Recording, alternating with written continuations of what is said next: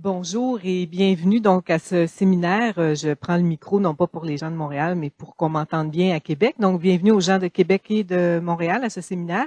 Je suis Danielle Gauvreau, directrice académique du Centre interuniversitaire québécois de statistique sociale. Et ça me fait plaisir de présenter la personne qui va nous parler cet après-midi, Monsieur Jean-Luc Richard, qui est donc docteur en démographie économique, maître de conférences en démographie et sociologie à l'Université de Rennes 1, en France. On est très content de l'avoir parmi nous, par un heureux hasard. Et il va nous parler cet après-midi donc de l'échantillon démographique permanent EDP de l'INSEE en France, une base d'études longitudinales originales pour des recherches en particulier autour des questions d'immigration, d'intégration et de discrimination. Alors, je pense que c'est intéressant pour nous d'en arriver à mieux connaître une source qui existe dans un autre pays, de voir un peu les conditions dans lesquelles on peut avoir accès à ce genre de données-là et le genre de recherche qu'on peut mener. Monsieur Richard a distribué un article qu'il a publié récemment dans les Canadian Studies in Population. Et donc, il va nous parler de cette recherche. Sa thèse de doctorat portait sur le même échantillon pour les années 1975 à 90. Et là, il a travaillé avec celui de 1999. Donc, je vous laisse la parole. Merci. Merci, Madame la directrice, professeur. Je suis très content d'être parmi vous au Québec aujourd'hui, à Montréal, et puis avec l'Université Laval en visioconférence. Donc, bonjour aux collègues de Québec. On peut pas réunir les deux villes au même endroit, donc ça sera à distance. Mais accessoirement, comme il y a la visioconférence avec l'Université Laval, mon université a financé plus largement ma mission au Québec, parce que l'Université de Rennes a un accord cadre avec l'Université Laval, développé dans quasiment toutes les facultés, et le fait que ça soit en visioconférence avec vous à Québec a contribué à ce que l'université fasse un petit effort supplémentaire pour mon séjour au Québec. Donc voilà ce qu'il en est pour les aspects purement techniques. Alors je suis aussi content de revenir. J'étais venu au Québec en novembre 2009 de manière un peu impromptue à l'Université de Montréal, où le département de démographie m'avait donné l'occasion de présenter quelques résultats du livre que j'avais réalisé issu de ma thèse, Partir ou rester. Et puis j'étais revenu à Montréal en juin 2010 à l'initiative du professeur Barry Edmonston de Canadian Studies in Population au moment du congrès de la Société canadienne de démographie dans un réseau thématique qui portait sur Life Course Perspective on Immigration, donc on va dire les perspectives de l'analyse longitudinale sur les questions d'immigration, histoire d'éviter les anglicismes dont les Français sont si coutumiers. Voilà. Par contre, je dois avouer qu'il y a plusieurs diapositives qui sont en anglais, mais je parle bien entendu en français. C'est juste parce que je me suis appuyé sur ce que j'ai fait dans le dernier article en anglais dans Canadian Studies in Population. Alors, je vais donc vous parler de l'échantillon démographique permanent, tout d'abord de manière générale, et puis ensuite ciblé sur la thématique de mes recherches. La France a fait le choix, en 1968, de créer une base de données longitudinale à partir des recensements de la population. Donc, à l'époque, c'était un administrateur de l'Institut national de la statistique des études économiques, Gérard Callot, qui a proposé cette idée-là au départ. Il était à l'INSEE, qu'on constitue un panel longitudinal avec en gros 1% de la population française qui serait suivie recensement après recensement. Cette base de données devait être alimentée, et elle l'a été d'ailleurs depuis cette date, par tous les actes d'état civil qui concernent ou concerneraient les personnes qui seraient dans cette base de données. Donc, dès lors que des gens naissaient, se mariaient ou décédaient, et qu'elles devaient être dans cette base, alors on saisissait les informations sur leur naissance, leur mariage, leur remariage éventuellement, si elles se mariaient plusieurs fois, et leur décès. Alors, comment on a constitué cette base de données? Comment on a identifié les gens qui en font partie? C'est une information qui n'est pas secrète, qui n'est pas légalement confidentielle, donc je vais la rendre publique parce qu'on est devant des spécialistes. En réalité, ce sont les personnes qui sont nées les 4 premiers jours du mois d'octobre, qui font l'objet du suivi longitudinal. Le mois d'octobre a été choisi parce que c'est un mois où il y a ni plus ni moins de naissances que la moyenne sur l'année. C'est un mois qui correspond à un niveau de natalité moyen au regard de la moyenne mensuelle portée en France. Donc, les personnes qui sont nées entre le 1 et le 4 octobre, une fois qu'elles ont rempli leur bulletin de recensement, au moment du recensement, font l'objet d'un traitement spécifique. Dans les 36 000 mairies de France, les fiches individuelles de recensement sont mises de côté, à l'écart, et il y a donc une procédure d'enregistrement un peu spécifique pour ces personnes. Alors, pour des raisons d'acceptabilité de cette enquête qui est dérogatoire, l'INSEE ne communique pas volontairement sur la date de naissance des personnes concernées, mais ce n'est pas un secret. Si on ouvre le journal officiel de la République française en 1968, qui a été tiré à des dizaines de milliers d'exemplaires, il est indiqué explicitement que ce sont les personnes qui sont nées entre le 1er et le 4 octobre. Voilà. Maintenant, je pense que 95% des gens qui sont nés au début octobre ne savent pas qu'elles font l'objet de cette procédure particulière. C'est une base longitudinale, mais qui n'est pas nominative, ce qui implique des procédures particulières pour réaliser l'appariement, recensement après recensement. Alors pourquoi la base de longitudinale n'est pas nominative? Parce qu'en France, le précédent de fichier nominatif, au niveau historique, est particulièrement lourd, avec ce qui s'est passé entre 1940 et 1944, sous l'État français et le fameux fichier des Juifs. De plus, ça correspond à la période où on voit apparaître les numéros d'identification des personnes. C'est toute la controverse en France autour du rôle du statisticien Carmi sur le sujet. Et donc, la base de l'INSEE, l'EDP, n'est pas non plus renseignée par l'identifiant, ce que les Français appellent leur numéro de sécurité sociale, qui commence par 1 si on est un homme et 2 si on est une femme, puis ensuite l'année de naissance, puis le mois de naissance, puis le département de naissance, puis la commune de naissance, puis le numéro de naissance sur le registre de la commune. Ce numéro-là, qu'on appelle tous notre numéro de sécurité sociale, n'est pas non plus renseigné. Alors l'INSEE, pour apparier recensement après recensement les individus, saisit en réalité que les consonnes du nom de famille des individus.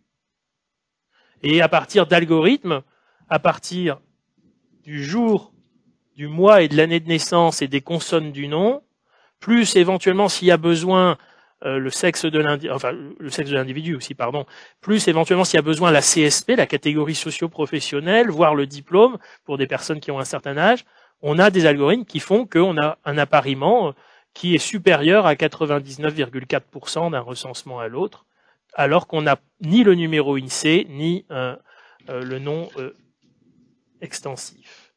Les chercheurs du monde académique, du monde scientifique, les universitaires, n'ont pas accès à la base de données qui contient les fameuses consonnes du nom. Nous travaillons sur la base d'études qui contient toutes les caractéristiques socio-démographiques des individus, mais nous n'avons pas accès au nom. Alors, légalement, cette base de données, quand on regarde le journal officiel en 1968, apparaît comme étant autorisée pour les études et les recherches qu'aux seuls fonctionnaires de catégorie A de l'État français. Donc, il faut être agent titulaire de l'État français, de la fonction publique, et catégorie A, ce qui correspond aux fonctions de cadre, d'encadrement ou de recherche. De manière extensive, désormais, des doctorants peuvent avoir accès à la base d'études, dès lors qu'ils font leur thèse sous la direction d'un professeur français, ou des doctorants étrangers ont eu accès aussi à la base d'études, ou à des bases d'études dérivées de l'EDP. Je pense notamment à notre collègue américain Rassan Maxwell, qui est politologue aux États-Unis, qui a comparé les enquêtes sur la participation électorale en France, qui sont réalisées à partir de l'EDP, avec des données équivalentes en Grande-Bretagne. Et bien que doctorant américain, faisant sa thèse dans une université américaine, il a pu accéder aux données dans le cadre d'un accord entre l'INSEE à l'époque, et maintenant ça serait via le centre Quetelet, qui est l'équivalent en France du centre qui m'accueille aujourd'hui et où vous êtes présent. Je pense que c'était important de préciser ça pour que vous compreniez bien que ce sont des données qui sont dérogatoires par rapport au régime commun en France, parce qu'elles sont longitudinales, parce qu'on apparie pour le même individu pendant des décennies des données. Il y a un précédent historique particulier en France qui fait que ça apparaît comme relativement sensible, et puis la France est traditionnellement un pays qui accorde une grande importance à la protection des données privées comparé à d'autres pays.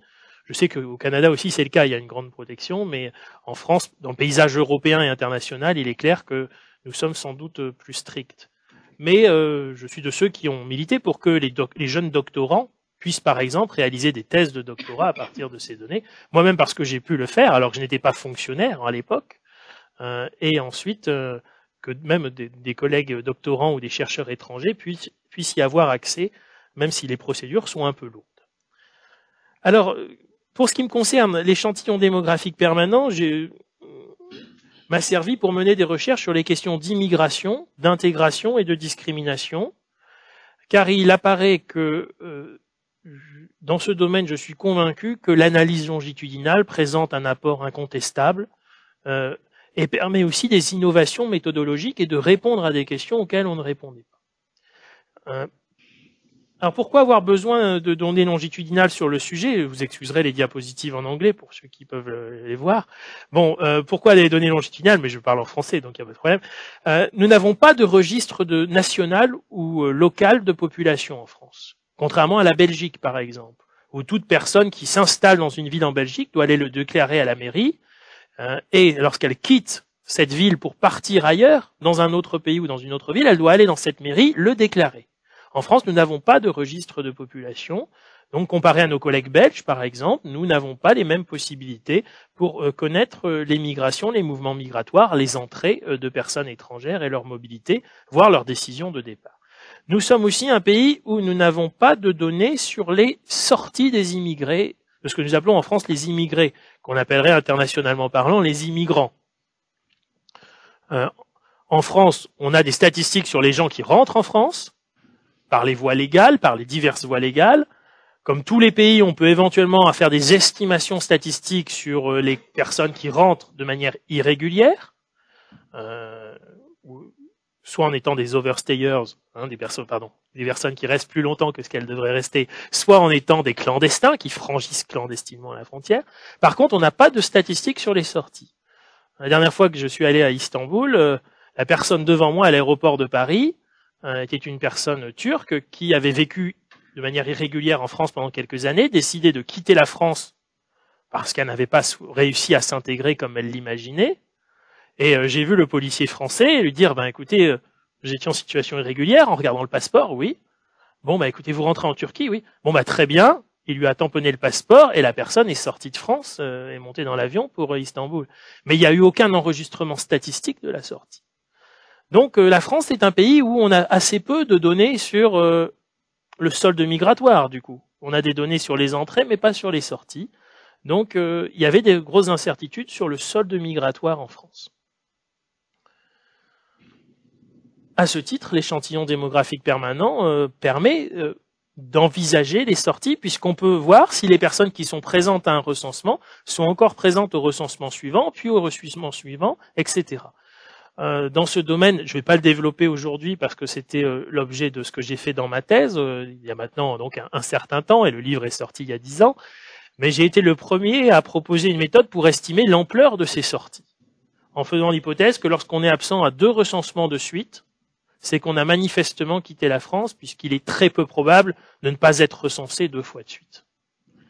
Et sachant que par contre, une personne absente à un recensement peut tout à fait être présente au recensement suivant, soit parce qu'il y a eu de l'omission au recensement précédent, soit parce qu'elle est revenue en France alors qu'elle n'y était pas au moment du recensement précédent.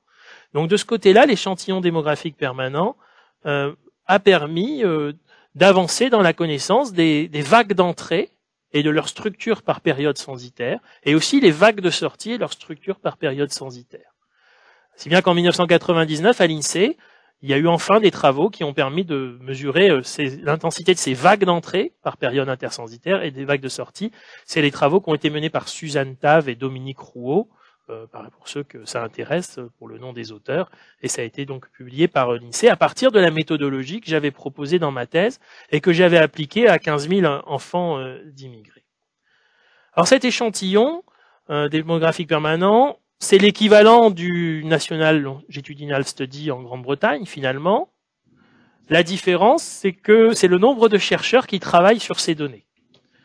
En France, on est une petite dizaine de chercheurs universitaires, démographes essentiellement, géographes, parfois sociologues aussi, à avoir travaillé sur ces données, ce qui pose d'ailleurs la question du coût de cette base de données par rapport à l'utilisation qui en est faite. Mais les raisons légales, juridiques, faisaient que l'accès n'était pas facile.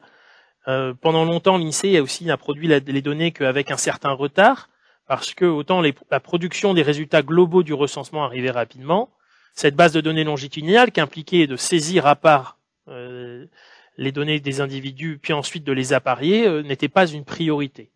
Au départ, l'échantillon démographique permanent a été créé avec deux logiques, des études éventuelles certes, et ça a été utile, notamment pour étudier la mortalité différentielle selon les milieux sociaux, mais aussi c'était une base de contrôle de la qualité du recensement, finalement. Et ça a été pensé à des fins de contrôle interne aussi. C'est pour ce qui explique pourquoi l'ouverture vers le monde universitaire et académique a été progressive. Alors cette base de données, comme on interroge les gens qui sont nés 4 jours de l'année sur 365 ou 366, ça représente à peu près 1% de la population qui vit en France.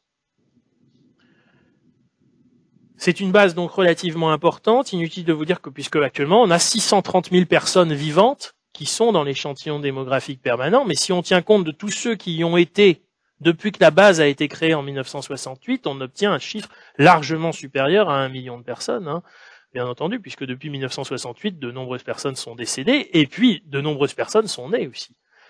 Ça a impliqué aussi une faible accessibilité des données, parce que la base est tellement grande qu'il n'était pas question, jusqu'au développement des toutes dernières technologies, de pouvoir installer ça sur un ordinateur personnel, et c'était installé sur ce qu'on appelle à l'INSEE le système central, qui est, ce sont des ordinateurs qui font la taille des armoires, comme vous l'imaginez, d'armoires, comme vous pouvez l'imaginer, et il fallait venir travailler à l'INSEE sur les données, et on sortait avec des listings à l'ancienne, perforés, très lourds.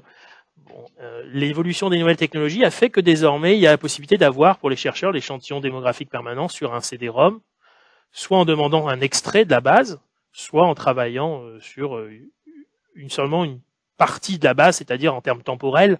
On n'est pas obligé d'avoir les données de 1968, 1975, 1982, 90, 99, pour parler des recensements exhaustifs qui ont eu lieu en France. Je terminerai cette petite introduction technique en précisant que la France a renoncé à un recensement exhaustif depuis une dizaine d'années. Donc on a eu un dernier recensement exhaustif en 1999, où effectivement, au mois de mars, comme on l'avait fait 9 ans, 8 et puis 18 ans plus tôt et encore avant, bien entendu, on avait eu donc des milliers d'agents recenseurs sous les ordres des 36 000 maires de France et des 36 000 délégués de l'INSEE pour chaque commune, qui avaient réalisé les recensements dans chaque commune de France. Le dernier recensement, c'était 1999. Depuis cette date, l'INSEE a renoncé au recensement exhaustif, et donc on a ce qu'on appelle des enquêtes annuelles de recensement.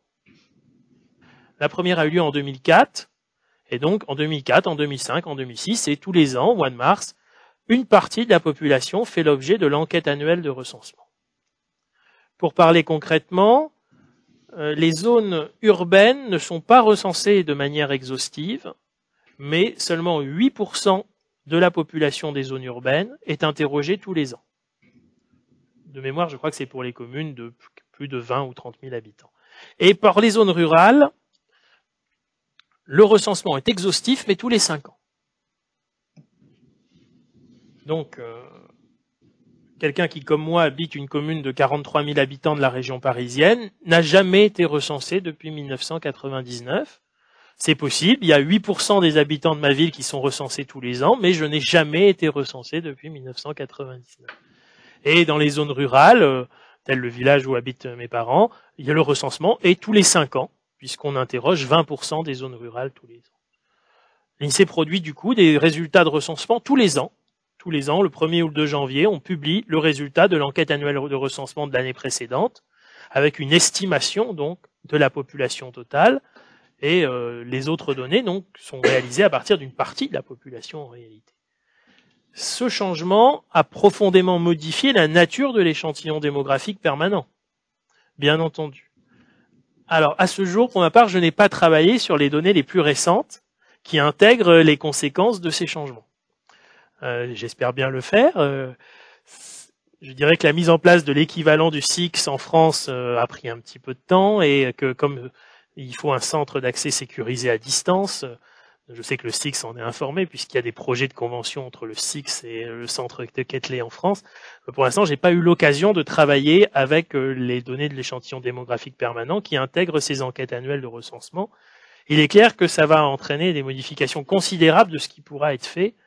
Et quelque part, les recherches que je vous présente et qui ont été publiées dans Canadian Studies in Population dans le dernier numéro là de 2013, c'est aussi une trace historique de ce qu'a été l'échantillon démographique permanent pendant 31 ans, pendant les recensements de 1968 à 1999.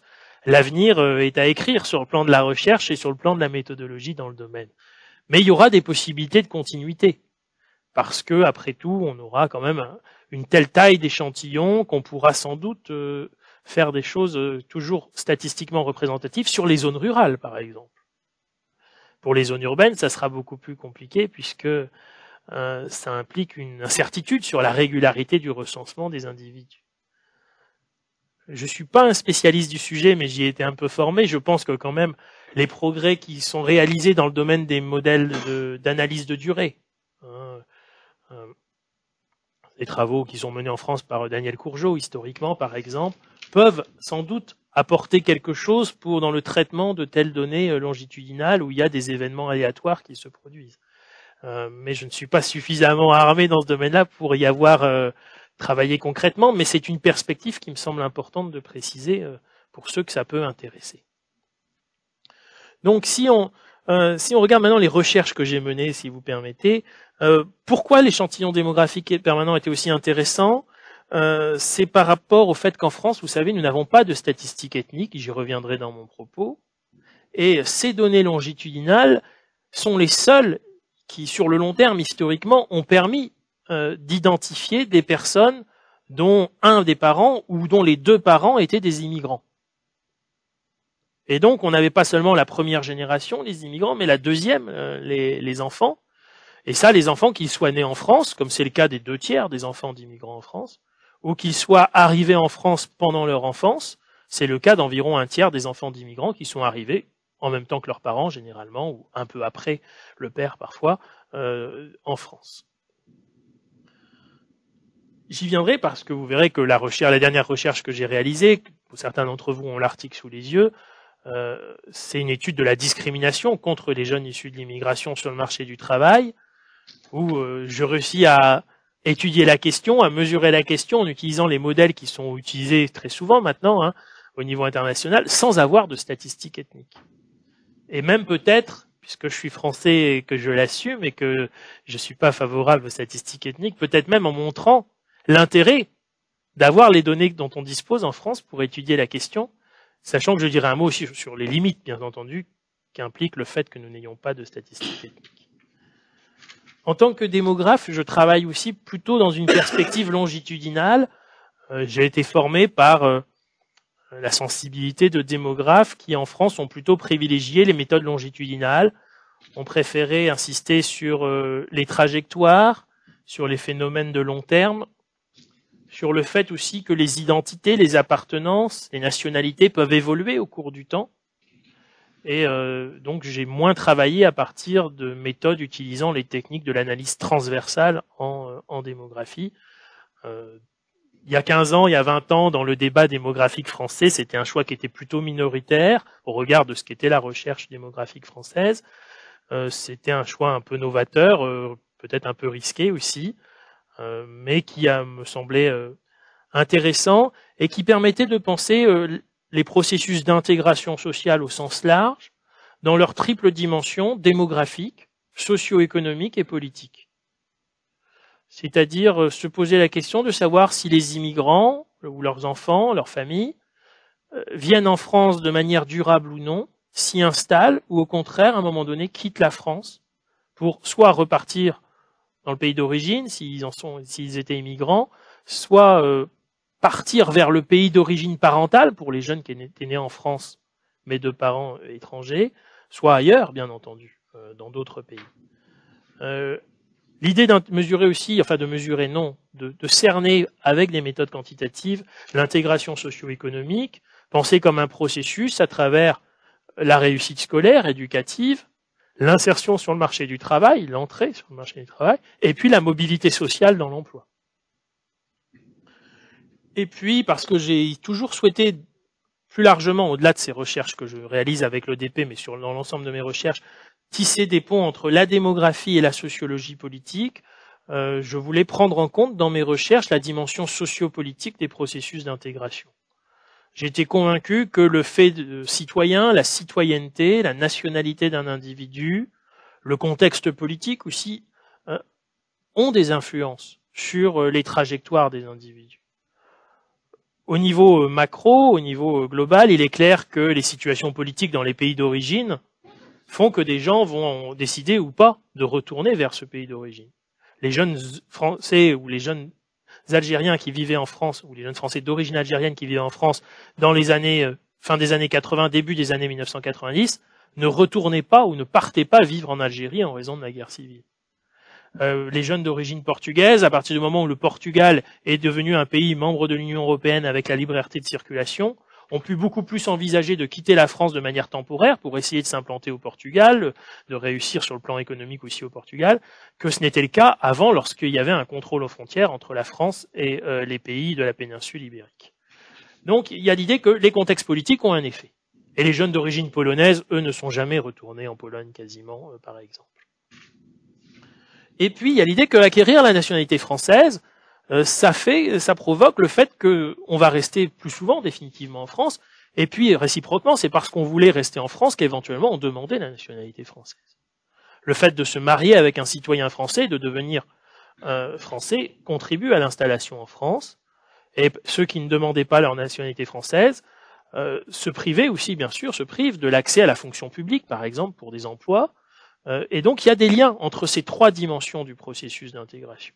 Les choix qu'on fait sur le plan démographique, y compris avec le mariage ou les constitutions de famille, ça a des effets sur la probabilité de rester, ça a des effets sur la dimension socio-économique de l'intégration et sur la dimension sociopolitique. Et la dimension sociopolitique, être français, ça a un effet sur le fait qu'on pourra accéder, par exemple, à des emplois du secteur public. Donc, il y avait l'idée de prendre en compte ces trois dimensions.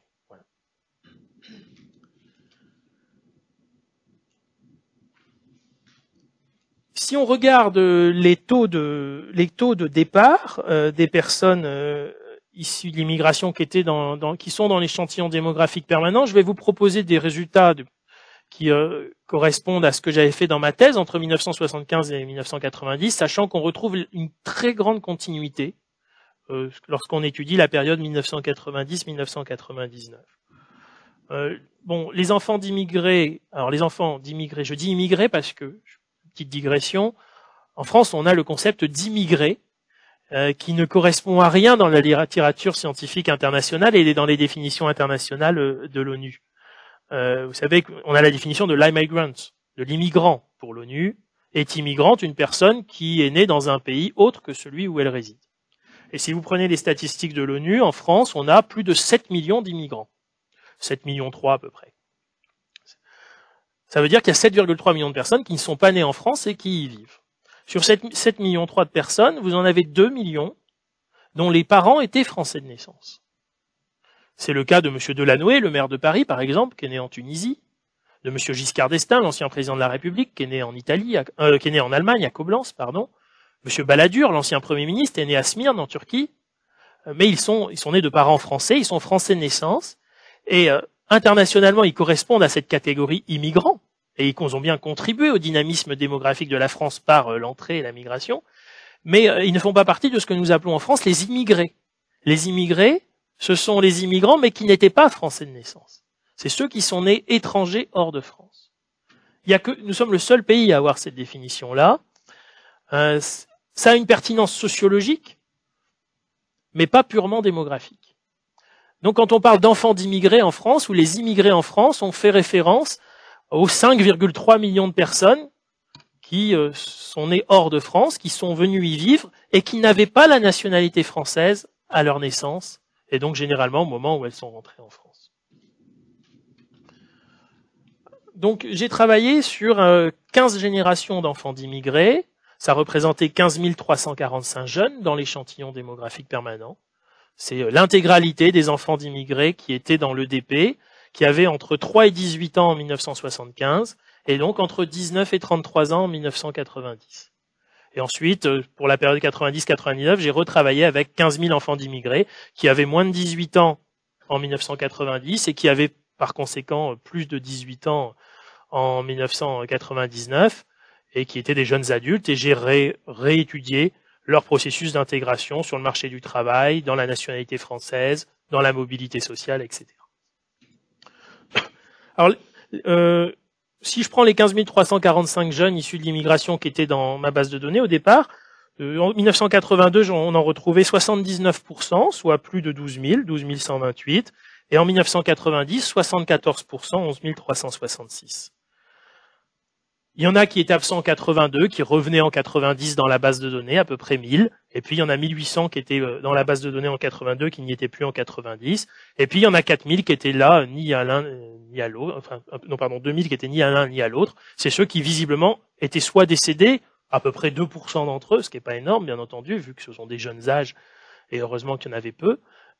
Sinon, c'est qu'ils avaient quitté la France, manifestement.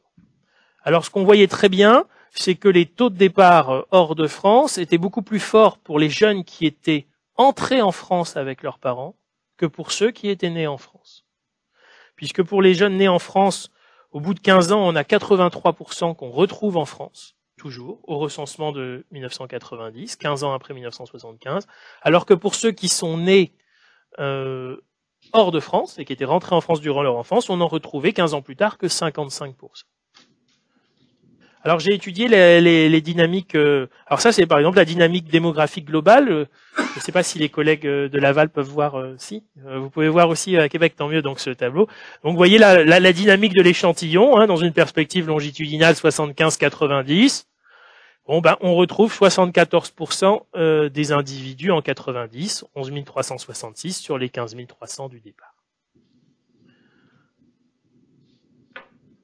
Il y a une partie de l'attrition ou de l'absence temporaire qui est liée au fait que le processus d'appariement est un petit peu moins satisfaisant pour les personnes qui sont nées hors de France. Pourquoi ? Je donne un exemple. On a une certaine proportion de personnes immigrées en France qui ne connaissent pas leur jour précis de naissance, c'est fort classique, et donc dans ce cas-là, de manière arbitraire, on va les mettre nés un 1er janvier ou un 31 décembre, et on risque de se retrouver avec plusieurs personnes qui, dans la base de données, auront les mêmes jours de naissance, etc. Donc l'appariement est un peu moins bon, mais par contre, pour les enfants nés en France de parents, qu'ils soient immigrés ou non, on a la même qualité, et donc pour les 2/3 d'enfants d'immigrés qui sont nés en France, la qualité du suivi longitudinal est remarquable.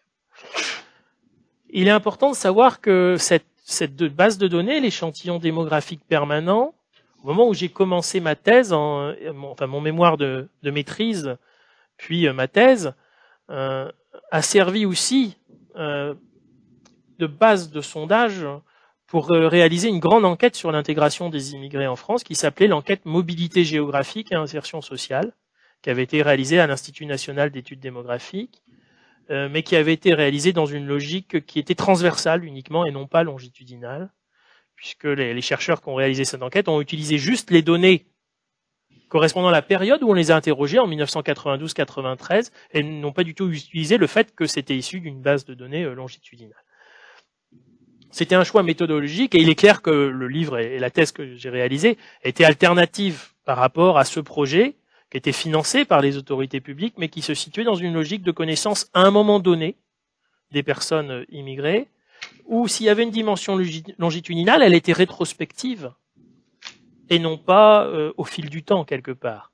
C'est-à-dire qu'on ne pouvait pas intégrer le savoir et la connaissance sur ceux qui n'étaient plus en France au fil du temps, alors que l'échantillon démographique permanent l'a permis. Et j'ai pu montrer, par exemple, que ceux qui ont quitté la France entre 1982 et 1990 étaient ceux pour lesquels on avait pu observer entre 1975 et 82 soit une très faible intégration sur le plan socio-économique et social, soit au contraire une excellente intégration sur le plan économique et social. C'est-à-dire les départs hors de France sont soit des échecs d'un processus d'intégration, et on se décourage et on quitte le pays, et on retourne souvent vers le pays d'origine. Je pense aux Turcs que j'avais rencontrés un jour à l'aéroport de Roissy et qui me disaient que c'était pour ça qu'ils retournaient en Turquie. Et puis on a bien entendu, à l'autre extrémité de l'échelle sociale, des jeunes actifs qui sont diplômés, qui ont du patrimoine économique, familial, et qui peuvent envisager une carrière dans deux espaces de référence, la France et le pays d'origine, un statut de haut fonctionnaire, d'universitaire, de chef d'entreprise, dans des pays qui sont pour eux d'émigration et qui sont pour nous en France les pays d'immigration, en particulier issus du continent africain, voire du sud-est asiatique. J'ai pu reconstituer la dynamique démographique de la population. Par exemple, pour ceux dont les parents sont immigrés, l'ensemble, à partir d'une population d'effectifs 100 en date initiale, vous voyez, on est aux alentours de 74% à 26 ans, hein, si on prend ceux qui, à l'âge de 0, vous voyez, au départ, jusqu'à 26 ans. Ceux qui sont français, très minoritaires jusqu'à la majorité, jusqu'à 18 ans. Et puis à 18 ans, si on est né en France, on devient automatiquement français. Vous savez que la France, c'est un droit du sol, mais un droit du sol qui n'est pas intégral, contrairement aux États-Unis. Au Canada, sans doute aussi, c'est comme les États-Unis. Hein. Donc nous, on a le droit du sol, c'est à 18 ans. À 18 ans, les enfants nés en France de 2 parents immigrants, s'ils peuvent justifier de 5 années de scolarisation en France, deviennent automatiquement français. Alors avant 18 ans, ils peuvent être naturalisés. Et depuis quelques années, à partir de 16 ans, ils peuvent même demander à ce qu'on anticipe leur acquisition de nationalité française. Mais sinon, avant 18 ans, ils peuvent être naturalisés en même temps que leurs parents, ce qu'on appelle l'effet collectif. Donc on voit très bien comment les enfants, petit à petit, certains deviennent français, mais c'est surtout à 18 ans, c'est la ligne continue, hein, qui monte de manière subite à 18 ans, lorsque les jeunes deviennent français. Et c'est le cas de 95% d'entre eux actuellement. Au moment où j'ai fait ma thèse, c'était plutôt 92%. C'était un petit peu moins, parce qu'il y avait des jeunes qui refusaient la nationalité française alors qu'ils étaient nés en France. C'était le cas notamment des jeunes hommes d'origine portugaise, par exemple. Pourquoi ? Parce que, tout en étant nés en France, ils étaient donc citoyens portugais jusqu'à 18 ans, mais à 18 ans, ils faisaient le choix de rester citoyens portugais. Parce que le Portugal ne les obligeait pas à faire leur service militaire au Portugal, et en choisissant de rester portugais, ils n'avaient pas à faire non plus le service militaire en France. Donc ils échappaient ainsi à la fois au service militaire au Portugal et en France. Par contre, les jeunes femmes d'origine portugaise n'étaient que 2% à refuser la nationalité française. Et comme le Portugal est un pays de l'Union européenne, quand on est citoyen portugais en France, on est citoyen de l'Union européenne, on peut voter aux élections municipales, on peut voter aux élections européennes, et on ne peut pas être expulsé. Donc il n'y a pas de différence fondamentale, à part la participation aux élections législatives et présidentielles, et donc il y avait des refus de nationalité française. Maintenant, comme il n'y a plus de service militaire en France, le problème ne se pose plus, et il y a moins de 5% des jeunes qui refusent la nationalité française. C'est le petit écart qui est représenté entre la courbe pointillée et la courbe continue que vous voyez à droite de la figure.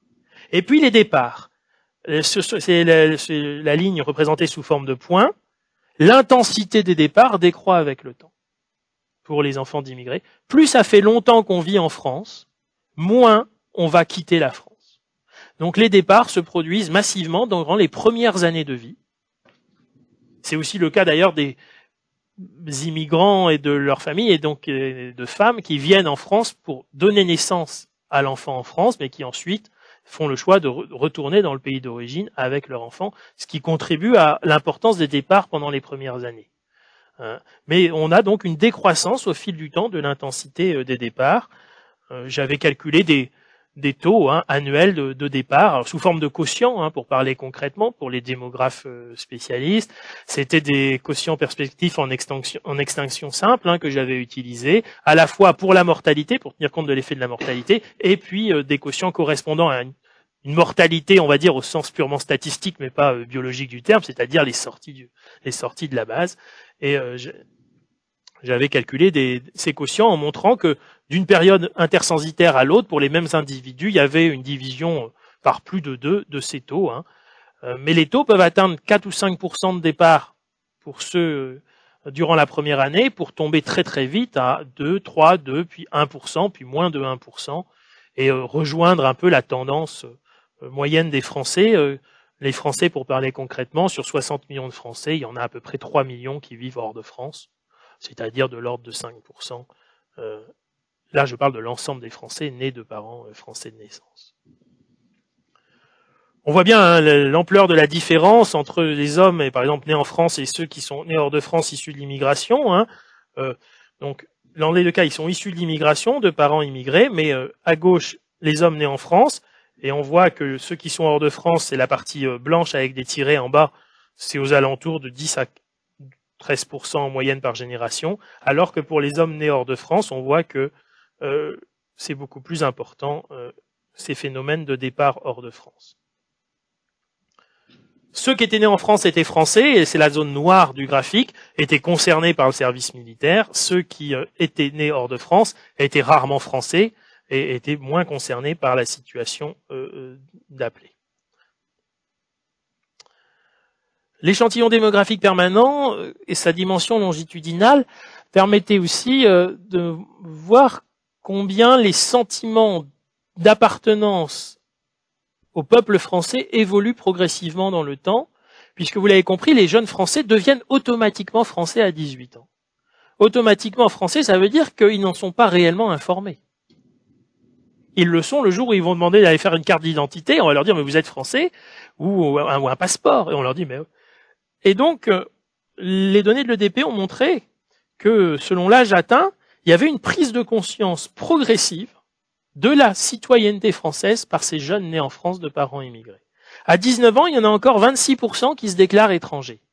Or, il y en a que entre 5 et 10%, selon les années, mais on va dire, maintenant c'est plutôt 5%, c'était 8% il y a quelques années, qui ont renoncé à la nationalité française à 18 ans, puisqu'ils pouvaient à 18 ans aller à la mairie ou au tribunal dire « je veux pas devenir français ». Et dans ce cas-là, ils ne le devenaient pas. Mais tous les autres le deviennent, donc plus de 92%. Or, à 19 ans, il y en a encore 26% qui déclarent « je suis étranger au recensement ». Alors certains d'entre eux ont raison, parce qu'ils sont à la fois français et étrangers. Et peut-être qu'ils ont volontairement choisi de déclarer qu'ils sont plutôt étrangers que français. Peut-être qu'ils se sentent même, pour une petite partie d'entre eux, plus étrangers que français. Mais on voit qu'arrivé à 23 ans, il n'y en a plus que 8% qui se déclarent étrangers. Et ça correspond au pourcentage de ceux qui ont réellement renoncé à la nationalité française. Donc entre 18 et 23 ans, il y a quelque chose qui se passe, une prise de conscience parce qu'on devient étudiant, parce qu'on a l'âge de voter, parce qu'on se rend compte qu'il y a des copains qui sont allés ou des amis qui sont allés à la mairie et qui ont obtenu la carte d'identité. Il y a une prise de conscience que pour l'immense majorité d'entre eux, ils sont français. Alors maintenant, je vais passer à une partie de l'exposé, si vous le voulez bien, qui est de parler de ce que j'ai fait plus récemment sur les dimensions socio-économiques du processus d'intégration, et c'est ce qui a fait l'objet de l'article dans Canadian Studies in Population. J'avais réalisé à peu près la même chose dans le livre, et la thèse de doctorat dont le livre est issu, mais j'ai prolongé la réflexion, et ça va me permettre à la fois de présenter les dimensions socio-économiques de l'intégration, mais aussi de mettre en perspective le débat autour de faut-il des statistiques ethniques en France pour étudier ces sujets. C'est donc une double dimension dans l'exposé si vous le voulez bien. Alors, le taux de chômage des jeunes issus de l'immigration en France en 1999 est sensiblement plus élevé que pour les jeunes dont les deux parents sont français de naissance. Donc, alors comment intituler les personnes du coup? Donc, pour les enfants dont les deux parents sont français de naissance, j'ai écrit enfants de deux parents français de naissance sur l'article. En France, il y a eu quelques tentatives d'utilisation d'autres concepts pour catégoriser les Français dont les deux parents sont français, mais ça a été assez malheureux sur le plan épistémologique d'une part et déclaratif du point de vue de l'intitulé d'autre part. Donc, on a vu par exemple l'expression français de souche être utilisée. Ceux qui l'ont utilisée ne l'ont pas utilisée, je dirais, sciemment en ayant conscience du passé de ce terme sous la France de Vichy, où il fallait identifier parmi les Juifs ceux qui étaient issus de la souche française et ceux qui n'étaient pas issus de souche française, puisque vous savez que dans un premier temps en France on a déporté, hélas, les Juifs, mais on a d'abord commencé par les Juifs étrangers et pas les Juifs français, et on distinguait les Juifs selon leur souche. Et il y a, j'ai regardé dans des vieux matériaux historiques, un précédent de l'utilisation du concept de souche. En Grande-Bretagne, l'équivalent British of Old Stock est extrêmement connoté sur le plan politique aussi. Donc, on va dire enfant de Français de naissance. J'imagine que dans un contexte nord-américain, on dirait ethniquement français, peut-être, quelque chose comme ça, mais bon, dans le jargon français, on dira que ce sont des enfants de Français de naissance. Donc, on a le pourcentage de personnes qui sont au chômage. Donc, c'est un ratio pour les 20-29 ans qui est rapporté à la population totale qui a été recensée en 99. On voit 13%, 11,5% pour les hommes, 14% pour les femmes. Les jeunes femmes, en moyenne, dans la société française, sont plus au chômage que les hommes. C'est pas une surprise, hélas. Les inégalités de genre sont marquées en France, même si c'est moins que dans de nombreux autres pays européens, parce que les femmes françaises sont plus actives que la moyenne, etc. Il y a une différence. Et puis la deuxième colonne, c'est le taux de chômage au sens économique du terme, c'est-à-dire j'ai plus l'ensemble de l'effectif des générations, j'ai mis au dénominateur simplement les actifs. J'ai enlevé les étudiants, les inactifs pour raison médicale, et simplement le ratio entre ceux qui sont chômeurs sur l'ensemble des actifs, c'est-à-dire ceux qui ont un emploi, plus ceux qui aimeraient en avoir un, c'est-à-dire les chômeurs. C'est le taux de chômage au sens économique du terme. Alors, j'ai pu constituer, alors là, des groupes selon l'origine. J'ai privilégié la présentation des résultats des groupes qui sont à la fois numériquement les plus importants et qui sont le plus au cœur des débats sur les questions d'intégration économique et sociale, et notamment par rapport aux questions de discrimination. Donc les jeunes d'origine algérienne, les jeunes issus de parents, alors un ou deux pour l'instant, d'Afrique subsaharienne, ce que dans quasiment tous les autres pays du monde on dirait Afrique noire, on appellerait Afrique noire, mais en France, comme on ne parle pas en termes ethno-raciaux, on dit Afrique subsaharienne pour parler de ce que dans d'autres régions du monde on appelle l'Afrique noire. Les jeunes d'origine marocaine et les jeunes d'origine tunisienne. Bon, vous voyez que pour un certain nombre de personnes issues de ces minorités, même si j'utilise pas volontiers le mot communauté, mais on peut dire minorité, on constate que le taux de chômage des femmes est par contre là en général moins élevé que celui des hommes. Il est beaucoup plus élevé, bien sûr, que la moyenne, beaucoup plus élevé que les femmes qui sont filles de 2 Français de naissance, mais c'est moins élevé que pour les hommes. Et on peut penser que les préjugés, les discriminations sont légèrement moins marquées pour les femmes que pour les hommes. Mais il faut relativiser, quand on raisonne sur le taux de chômage, par le fait qu'il y a aussi des retraits spontanés, plus ou moins forcés aussi parfois, du marché du travail de certaines jeunes femmes. On constate aussi que l'ampleur du chômage, elle est plus élevée pour les jeunes d'origine algérienne que pour ceux qui sont d'origine marocaine et plus encore tunisienne. Les jeunes d'origine tunisienne sont sensiblement moins au chômage en France. Et puis, les personnes d'origine d'Afrique subsaharienne sont dans une situation qui est un peu moins mauvaise que les jeunes issus de l'immigration algérienne, mais plus mauvaise que ceux de l'immigration tunisienne ou des vagues d'immigration plus anciennes, d'origine européenne que la France a connues, donc Espagne, Italie. J'y avais consacré de nombreuses pages dans mon livre précédent. Comme ce sont des vieilles vagues d'immigration qui sont intégrées, comme il y a la citoyenneté européenne et l'Union européenne, j'ai concentré mes recherches là plus sur des courants migratoires plus récents et plus susceptibles d'être associés de nos jours à des questions de discrimination, sachant que les discriminations, elles existaient il y a un siècle contre les Italiens, qu'on appelait les Rital, contre les Espagnols, mais avec le temps, elles se sont atténuées.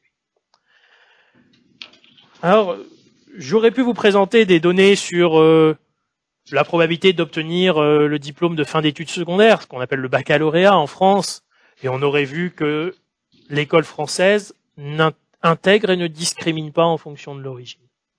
La réussite scolaire différentielle des enfants d'immigrés en France, elle s'explique par le poids des origines sociales, catégorie socio-professionnelle du père, catégorie socio-professionnelle de la mère, plus encore, diplôme du père, diplôme de la mère, plus encore, taille de la fratrie, nombre de frères et sœurs, mais en termes de niveau atteint, il n'y a pas d'effet de pénalité ethnique, comme on dirait, mais il convient de relativiser ça. Et il convient de relativiser ça parce que la structure sociale est tellement différente qu'il est clair qu'au niveau sociologique, au niveau macro-social, il y a des modèles dominants, il y a des situations dominantes qui font qu'il y a un accès moins grand à l'enseignement supérieur pour les enfants d'immigrés, bien entendu. Et puis, j'ai raisonné, parce que les données le permettent uniquement, en termes de niveau atteint, avoir le baccalauréat. Ou si on n'a pas réussi à atteindre le baccalauréat, avoir le brevet d'études professionnelles, le BEP, qui est le diplôme professionnel, qui est en dessous le niveau baccalauréat. Mais il y a des orientations différentielles dans des filières. Le secteur du bâtiment, le secteur de l'industrie, le secteur du marketing, du commerce, de la banque. Et là, on a des différences significatives selon l'origine des jeunes issus d'immigration. On va continuer à mettre les jeunes issus d'immigration portugaise dans les filières techniques du bâtiment, ça ne vous surprendra pas, et comme leurs parents sont déjà très présents dans ce secteur, les jeunes d'origine portugaise iront massivement dans ce domaine d'emploi. Les jeunes d'origine algérienne refuseront plus souvent d'aller vers des filières de l'industrie lourde où travaillaient leurs parents, et vont souvent avoir envie de s'orienter vers des filières du commerce, de la vente, du marketing, où hélas, on aura des domaines de discrimination assez marqués parce que ce sont des métiers qui impliquent des relations publiques et du contact avec le public. Donc en termes de niveau atteint, il n'y a pas de discrimination, mais à la fois les jeunes par leur choix et le système éducatif, quand il oriente vers telle ou telle filière de BEP ou de baccalauréat, organise quand même une certaine différenciation, on peut même dire discrimination quelque part, mais qui est aussi la reproduction de stéréotypes sans doute. Mais en termes de niveau atteint, il n'y a pas de fatalité, et comme un baccalauréat permet de s'inscrire dans n'importe quelle filière universitaire de son choix, on peut ensuite bifurquer quand même. C'est pas parce qu'on a fait un baccalauréat en électronique ou qu'on ne peut pas aller faire des études d'histoire. Alors ça peut sembler aberrant, hein, en France, mais il n'y a pas de fatalité quand même. Et en termes de niveau, le diplôme reste un baccalauréat. Mais il y a des différences en termes de filière. Alors si je parle de ça, c'est parce que ce que j'ai retenu, je crois pas mal de choses de ce que j'ai appris dans mon troisième cycle de démographie à Sciences Po avec Georges Tapinos, qui était un grand démographe spécialiste des migrations notamment. Il m'avait dit, avant de se demander si le marché du travail discrimine, il faut se demander si l'école n'a pas discriminé, parce que si le système éducatif a discriminé, les employeurs n'ont plus à le faire, l'école l'a fait à leur place finalement. Et ils ne font ensuite qu'embaucher des gens qui ont les diplômes qui correspondent aux compétences dont ils ont besoin. Donc bien entendu, avant de réaliser des régressions logistiques comme celle qui vous est présentée là sur le PowerPoint, sur la situation de chômage, j'ai essayé de fermer la petite fenêtre, pardon, là, je ne sais pas. Quelqu'un saurait... je peux fermer ça ou pas, vous savez? Bon, c'était pour que vous lisiez mieux le tableau, mais bon, on va pouvoir lire, je pense. Hein, oh là là, qu'est-ce que j'ai fait? Ouais, bon. Voilà, donc avant de réaliser ces régressions logistiques sur les situations de chômage, j'ai bien entendu réalisé l'équivalent sur la probabilité d'avoir le baccalauréat ou certains types de diplômes. Alors, là, c'est régression logistique sur une population qui compare les femmes dont les deux parents sont français de naissance avec celles dont qui ont au moins un parent issu d'Afrique du Nord, hein, at least of North Africa origin. Hein.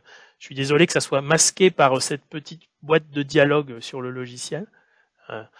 Voilà. Et donc c'est le chômage en 1999 pour ces jeunes femmes qui ont entre 22 et 26 ans de mémoire à peu près, enfin, qui sont dans l'âge de la vingtaine après avoir accompli des études. On voit que la situation de référence, c'est d'avoir au moins un parent tunisien, c'est d'être citoyen français, c'est d'être issu d'une famille de 3-4 enfants. C'est la taille assez classique maintenant des familles d'immigrés d'Afrique du Nord en France. Hein, ça a sensiblement baissé. Et on va vers une convergence très nette aux alentours de 2,5 enfants par femme. Mais bon, pour ces générations-là, 3-4, c'est une situation classique. Le père était cadre moyen dans une entreprise. Elles sont célibataires, elles n'ont pas d'enfants et elles n'ont pas de diplôme. Et dans ce cas-là, le pourcentage de ces femmes d'origine maghrébine, alors la tunisienne, qui sont au chômage, c'est 36%, chiffre reconstitué par le modèle et qui correspond bien à la réalité d'ailleurs. Si on prend une population ayant ces caractéristiques, on obtient 36% qui sont au chômage. Le fait de vieillir, d'avoir une année de plus, fait baisser tous les ans un peu le chômage. Petit à petit, il y a de moins en moins de personnes au chômage avec l'âge. On finit par s'intégrer pour le plus grand nombre. Et puis, pour les jeunes femmes, il y a aussi celles qui renoncent au marché du travail, qui se retirent. Et elles n'apparaissent plus comme étant au chômage, puisqu'elles sont volontairement, entre guillemets pour volontairement, inactives, et qu'elles se consacrent éventuellement à des tâches familiales, par exemple. J'intègre donc le diplôme, l'origine sociale de la famille, la taille de la famille. Alors taille de la famille dont elles sont issues, et puis le nombre d'enfants qu'elles ont éventuellement. Et on voit que le fait d'être marié, ça a un effet protecteur, c'est valorisé éventuellement sur le marché du travail, mais réciproquement, on se marie aussi souvent parce que on a acquis une situation de stabilité dans l'emploi. Donc on ne sera pas étonné de voir un coefficient négatif sur la probabilité d'être au chômage pour le fait d'être marié en 1999. Les femmes qui ont des enfants sont hélas plus souvent au chômage parce que elles souffrent des préjugés des employeurs à l'égard de leur situation de mère, surtout que là on est à des jeunes âges, donc mère de jeunes enfants. Et puis donc on voit l'effet de l'origine. On voit que les jeunes femmes d'origine marocaine, donc effet marginal de l'origine par rapport à la situation d'une femme tunisienne, pas de différence par rapport à celle dont les deux parents sont français de naissance. Vous voyez, on a un coefficient bêta qui est quasiment identique, donc aucune différence significative. Les femmes d'origine marocaine, le coefficient est positif, mais il n'est pas significatif, et c'est seulement celle issue de l'immigration algérienne qui semble pénaliser lourdement sur le marché du travail, et on peut dire discriminer, puisqu'on pense avoir à peu près intégré des facteurs essentiels qui peuvent expliquer des discriminations. Là, je raisonne principalement plus sur des populations qui maîtrisent bien sûr la langue française, puisque les pays d'Afrique du Nord ont été bien sûr marqués par l'histoire, et que la maîtrise de la langue française n'est pas réellement un problème pour nos compatriotes, ou futurs compatriotes, pour ceux qui ne sont pas français, issus de l'immigration maghrébine. Et puis on voit que le fait d'être citoyen étranger en 99, de ne pas avoir la nationalité française, c'est pénalisant sur le marché du travail. Ça fait passer le taux de chômage, la probabilité d'être au chômage de 36 à 43%, ça augmente ça de 7%, une variation relative de 19%. Être français protège un petit peu, pas beaucoup bien sûr, mais il vaut mieux être citoyen français que étranger à origine identique. Comment je vais faire un? Qu'est-ce qui se passe? Je voulais... Ah si, voilà. Alors, l'équivalent pour les hommes, par exemple, on va voir que les coefficients de discrimination associés à l'origine familiale, parents tunisiens, marocains ou algériens, sont plus élevés. On retrouve toujours une pénalité plus forte pour les jeunes hommes issus de l'immigration algérienne. On voit qu'être étranger aussi, là, pénalise. On voit le taux de chômage passer de 15 à 23%, soit 8% de plus, une variation relative de 52%. Il me reste 10 minutes, ça va, oui, j'ai presque fini. Alors, si je vous présente ces données plus récentes par rapport au livre et à la thèse que j'ai réalisée, c'est parce que j'ai essayé d'intégrer de nouvelles variables, en réalité, afin d'être plus exhaustif. Une des variables que j'ai introduites dans la plupart des modèles, c'est « habite en zone urbaine sensible ». Je vais essayer les nouvelles technologies. Je ne sais pas si ça va marcher. Non? Si on m'a dit que je peux écrire en rouge. Ah voilà. Voilà. Habite en zone urbaine sensible. Donc, dans les années 80, on a créé en France des politiques d'action positive, je dirais, pour pas dire affirmative action. En France, on dit discrimination positive, mais le terme est un peu malheureux aussi. Qui sont sur une base territorialisée, à peu près 600 quartiers, pour lesquels on a des politiques publiques ambitieuses, pas suffisamment sans doute, mais pour les aider à sortir de situations difficiles. Alors dans le domaine éducatif, on appelle ça les zones d'éducation prioritaire. Sur le plan du dynamisme économique, c'est ce qu'on appelle les zones franches urbaines, où les entreprises peuvent s'installer sans payer d'impôts. Et sur le plan des aménagements urbains, des transports, de la politique de la ville, de la médiation sociale, on appelle ça les zones urbaines sensibles. C'est en gros les 650 mêmes quartiers. On a à peu près le même nombre de zones franches urbaines que de ZEP et que de ZUS. C'est à peu près le même découpage. Et chaque ministère a sa logique. Et les quartiers en ZUS ont fait l'objet de politiques publiques pour les aider à sortir de situations difficiles. D'un côté, ça a eu des effets positifs. De l'autre, ça a quelque part durci, cristallisé les représentations associées à ces zones. Et les personnes qui habitent dans ces zones sont désormais, même lorsqu'on contrôle par l'origine, le diplôme, la situation sociale, la taille de la famille, sont plus discriminés sur le marché du travail, sont stigmatisés, comme si mettre sur un CV une adresse pouvait les pénaliser davantage. Et ça, on le sait, on sait que les employeurs hésitent à recruter des gens qui mettent comme adresse une cité connue de banlieue pour son trafic de drogue, ses violences, ou même ne serait-ce que par sa mauvaise desserte par les transports en commun, parce qu'il y a la représentation que la personne aura du mal à venir au travail et sera souvent absente.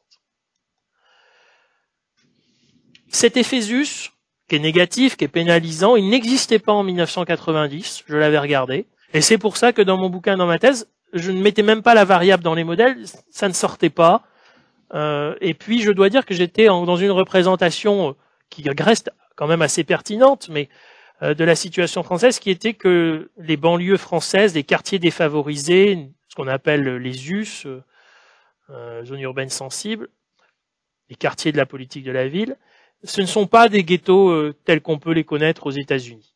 Ce sont des zones où il y a une relative mobilité sociale, puisqu'il y a des entrants et des sortants, il y a beaucoup plus de flux de population que dans les ghettos états-uniens, par exemple. Loïc Vacan, le sociologue français, a très bien montré dans Urban Outcast, son livre sur le sujet, il est professeur à Berkeley, sociologue français, il a comparé les quartiers équivalents français et américains et il dit mais d'abord c'est beaucoup moins ethnicisé et racialisé, et ensuite il y a beaucoup plus de mobilité en France qu'aux États-Unis. Mais cette mobilité en France, elle implique que les nouveaux arrivants, qui sont souvent pauvres et défavorisés, font qu'il y a beaucoup de mal à avoir une dynamique économique positive dans ces quartiers, puisque justement, il y a ceux qui réussissent s'en vont et ceux qui arrivent sont ceux qui sont en difficulté. Donc il y a la permanence de la difficulté dans ces zones, avec une situation qui se dégrade. On peut considérer qu'en 10 ans, là, dans les années 90, la dégradation elle est de l'ordre de 10%. Là où il y avait 20% de chômage, on est passé à 22%. Là où les gens avaient une probabilité 3 ou 4 d'être discriminés, ça monte à 3,5 ou 4,5. Voilà, ça, c'est 10% de dégradation à peu près. Mais il y a moins de gens qui vivent dans ces zones. La population qui vit dans ces zones a baissé. Donc c'est là que la situation s'empire dans des zones qui concernent moins de monde. Et ce sont des zones où il y a plus de mobilité qu'aux États-Unis. Donc ça, c'est la première nouveauté que j'ai voulu introduire dans les analyses. La deuxième nouveauté, et c'est en lien avec le fait que je suis de ceux qui pensent qu'il faut lutter contre les discriminations, qu'il faut mettre en œuvre des politiques publiques, qu'il faut que les statistiques les mettent en évidence, mais je suis de ceux qui pensent qu'il ne faut pas de statistiques ethniques. J'ai voulu tenir compte de la mixité des origines de nombreux jeunes issus de l'immigration en France. Parce que je sens la question qui va être posée dans quelques instants, mais est-ce que les enfants d'immigrés et les petits-enfants et les arrière-petits-enfants d'immigrés, la troisième génération, est-ce qu'ils ne sont pas discriminés? Comment on les repère statistiquement? C'est pertinent et c'est la critique qu'on peut faire à l'analyse que je produis. Mais en même temps, la France est le pays où il y a le plus de mariages mixtes, où il y a le plus de personnes ayant des ascendances multiples, où il y a aussi le plus de gens qui refusent absolument de cocher des catégories ethniques dans une enquête. Un tiers des jeunes issus de l'immigration maghrébine refusent. Un autre tiers accepte de dire oui, mon père ou ma mère était maghrébin, mais refuse d'aller au-delà. Et il y a un tiers, ils ne veulent même pas entendre parler de statistiques ethniques ou même de leurs origines, ils vous disent je suis français. Et c'est d'ailleurs ce tiers-là, c'est souvent celui qui est le mieux intégré sur le plan économique, social, souvent des mariages mixtes, et eux refusent l'idée qu'on les assigne à une appartenance ethnique, ils se considèrent comme français. C'est pour ça aussi que les statistiques ethniques en France n'ont pas été instaurées, c'est parce que l'acceptabilité par les personnes concernées, en réalité, est relativement faible. J'ai été élu local en banlieue parisienne populaire pendant 8 ans, je connais la situation et je sais que, je leur demandais aux jeunes, est-ce que vous voudriez avoir des... Non. Au moins la moitié ne veulent pas. Et en tous les cas, il y a un tiers absolument pas. Et ceux qui veulent, c'est à peu près un tiers. Alors là, j'ai ces derniers tableaux, et il me reste que quelques minutes, mais je voulais terminer là-dessus. Donc j'ai tenu compte de la diversité des origines. Origine familiale, vous voyez. Alors la situation de référence, c'est tous les jeunes issus d'immigration qui ne sont pas issus des origines que j'ai séparées et pour lesquelles j'ai voulu voir les effets marginaux, c'est-à-dire en gros les enfants d'immigrés issus de l'immigration européenne, italienne, espagnole, dont la situation est assez comparable aux autres enfants de Français de naissance. Et alors, 2 parents immigrés maghrébins, vous voyez un coefficient extrêmement élevé pour la discrimination. Voilà, on passe de 20 à 42, soit 110% d'augmentation relative. C'est très fort. Si le père est maghrébin et la mère française de naissance, le coefficient est plus faible, 0,44. Le chômage passe de 20 à 28. C'est une augmentation, certes, mais de plus 40% à mettre en relation avec le plus 110 quand les deux parents sont maghrébins. Et puis en dessous, le coefficient, si la mère est maghrébine et le père français de naissance, vous noterez que dans ce cas-là, souvent, le patronyme est un patronyme purement francophone, puisque le père est français de naissance, eh ben, on obtient des coefficients et des différences qui sont non significatives. Je ne sais pas si je peux annuler ce que j'ai fait, je me suis...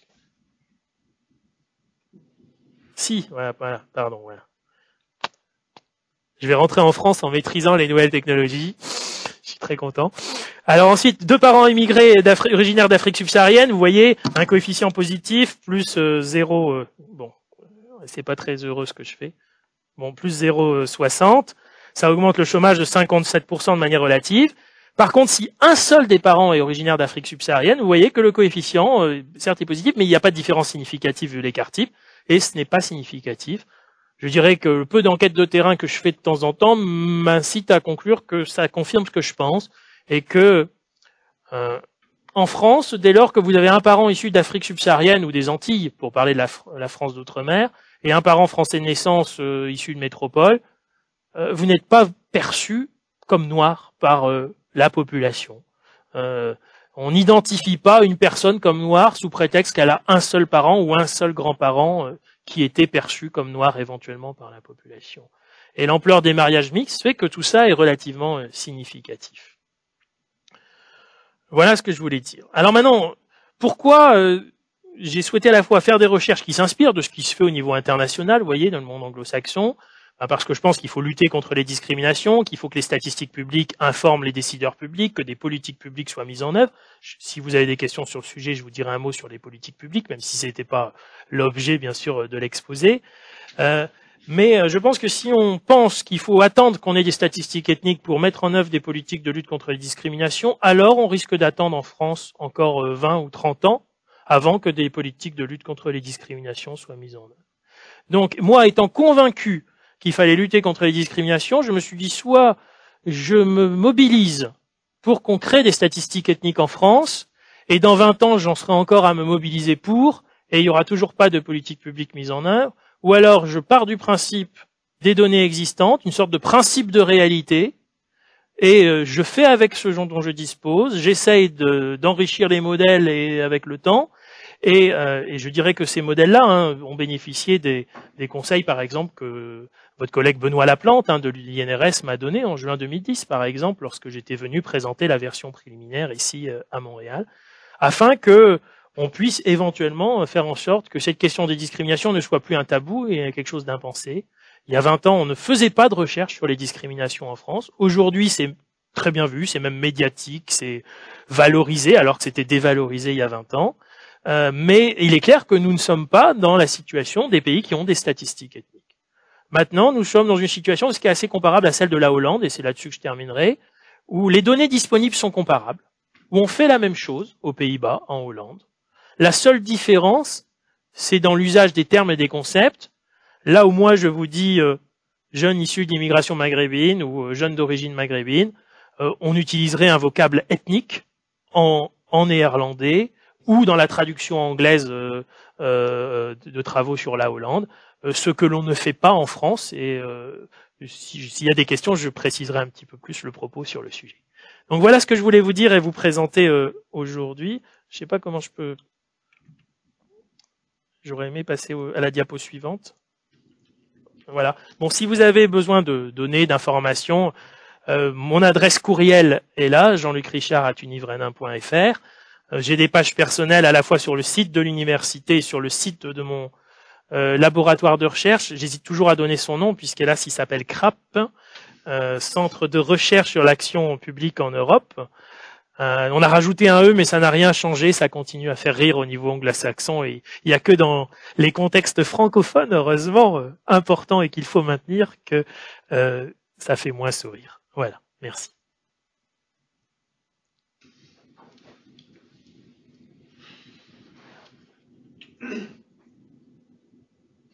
Merci beaucoup, M. Richard. Est-ce qu'il y a des questions? Moi, j'ai une question. L'échantillon, c'est en 1990 à 1999. Et maintenant, nous sommes déjà en 2013. J'aimerais savoir, est-ce que les données sont encore fiables? Oui, bien entendu. Actuellement, ce qui s'est passé, donc, moi j'ai travaillé sur l'échantillon démographique maintenant, sur la période où on a eu du recensement exhaustif en France. Je vous dis, depuis 2004, on a nos enquêtes annuelles de recensement et il faudrait que les chercheurs travaillent sur cela. Hélas, je regrette beaucoup qu'il n'y ait pas une plus forte mobilisation des collègues français pour travailler sur ces données qui existent et parallèlement pour qu'elles soient plus facilement accessibles parce qu'il y a une sous-utilisation. Et dès que j'aurai un petit peu plus de temps, j'espère bien travailler sur des données plus récentes. Maintenant, votre question, elle pose la question de quelle est la situation aujourd'hui? Alors, il y a eu, il y a 2-3 ans, une grande enquête qui a été réalisée en France, qui s'appelle l'enquête Trajectoire et Origine, THEO, qui est une enquête réalisée par l'Institut national d'études démographiques sur les immigrants et sur les enfants d'immigrants en France. Et vous avez de nombreux articles, de nombreux ouvrages qui sont sortis, qui montrent la persistance de l'existence des discriminations.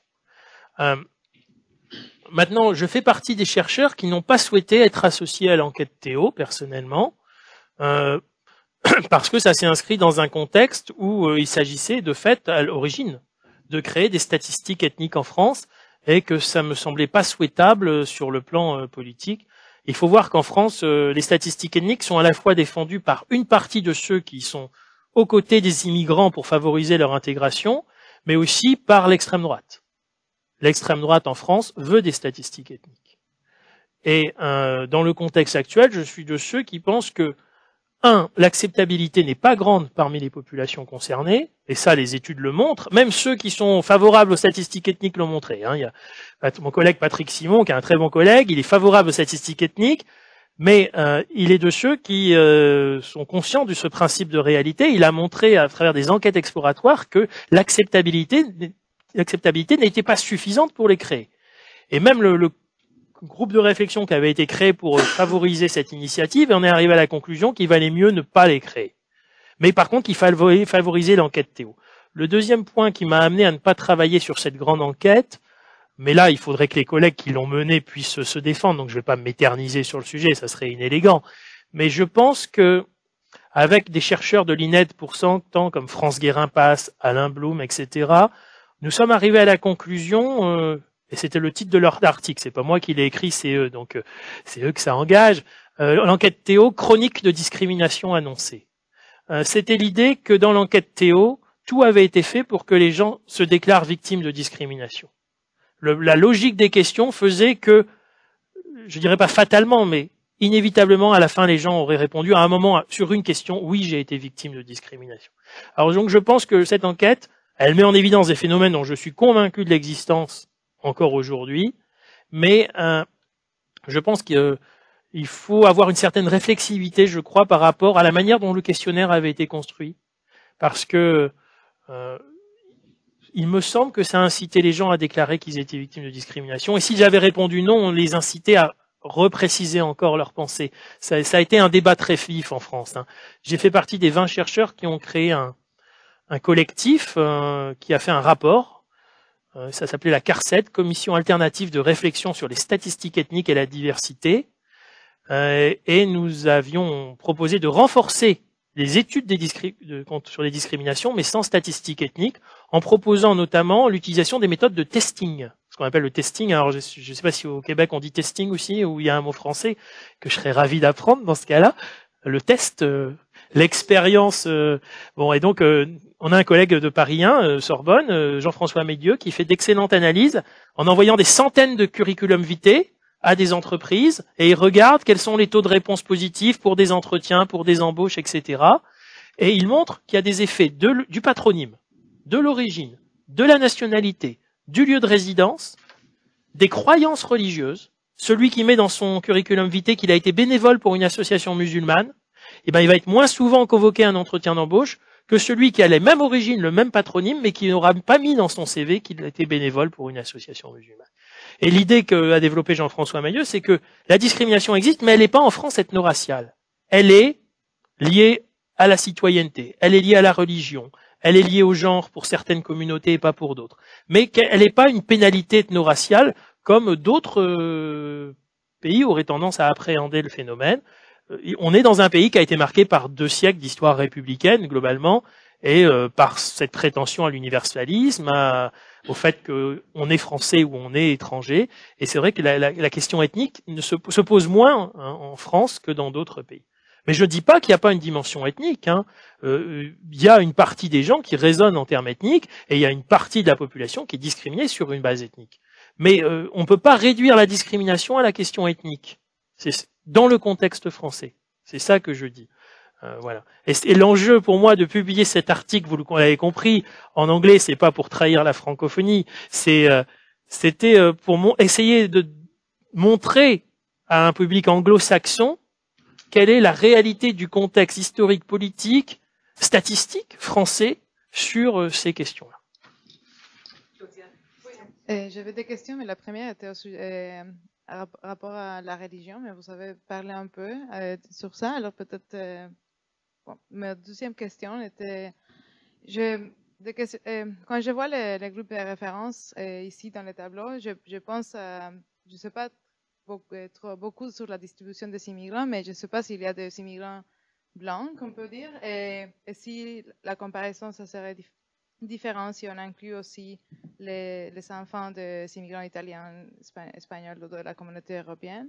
Mais sinon, je ne sais pas s'il y a par exemple des Asiatiques qui sont arrivés bien dans les dernières années, et peut-être la comparaison serait un peu différente.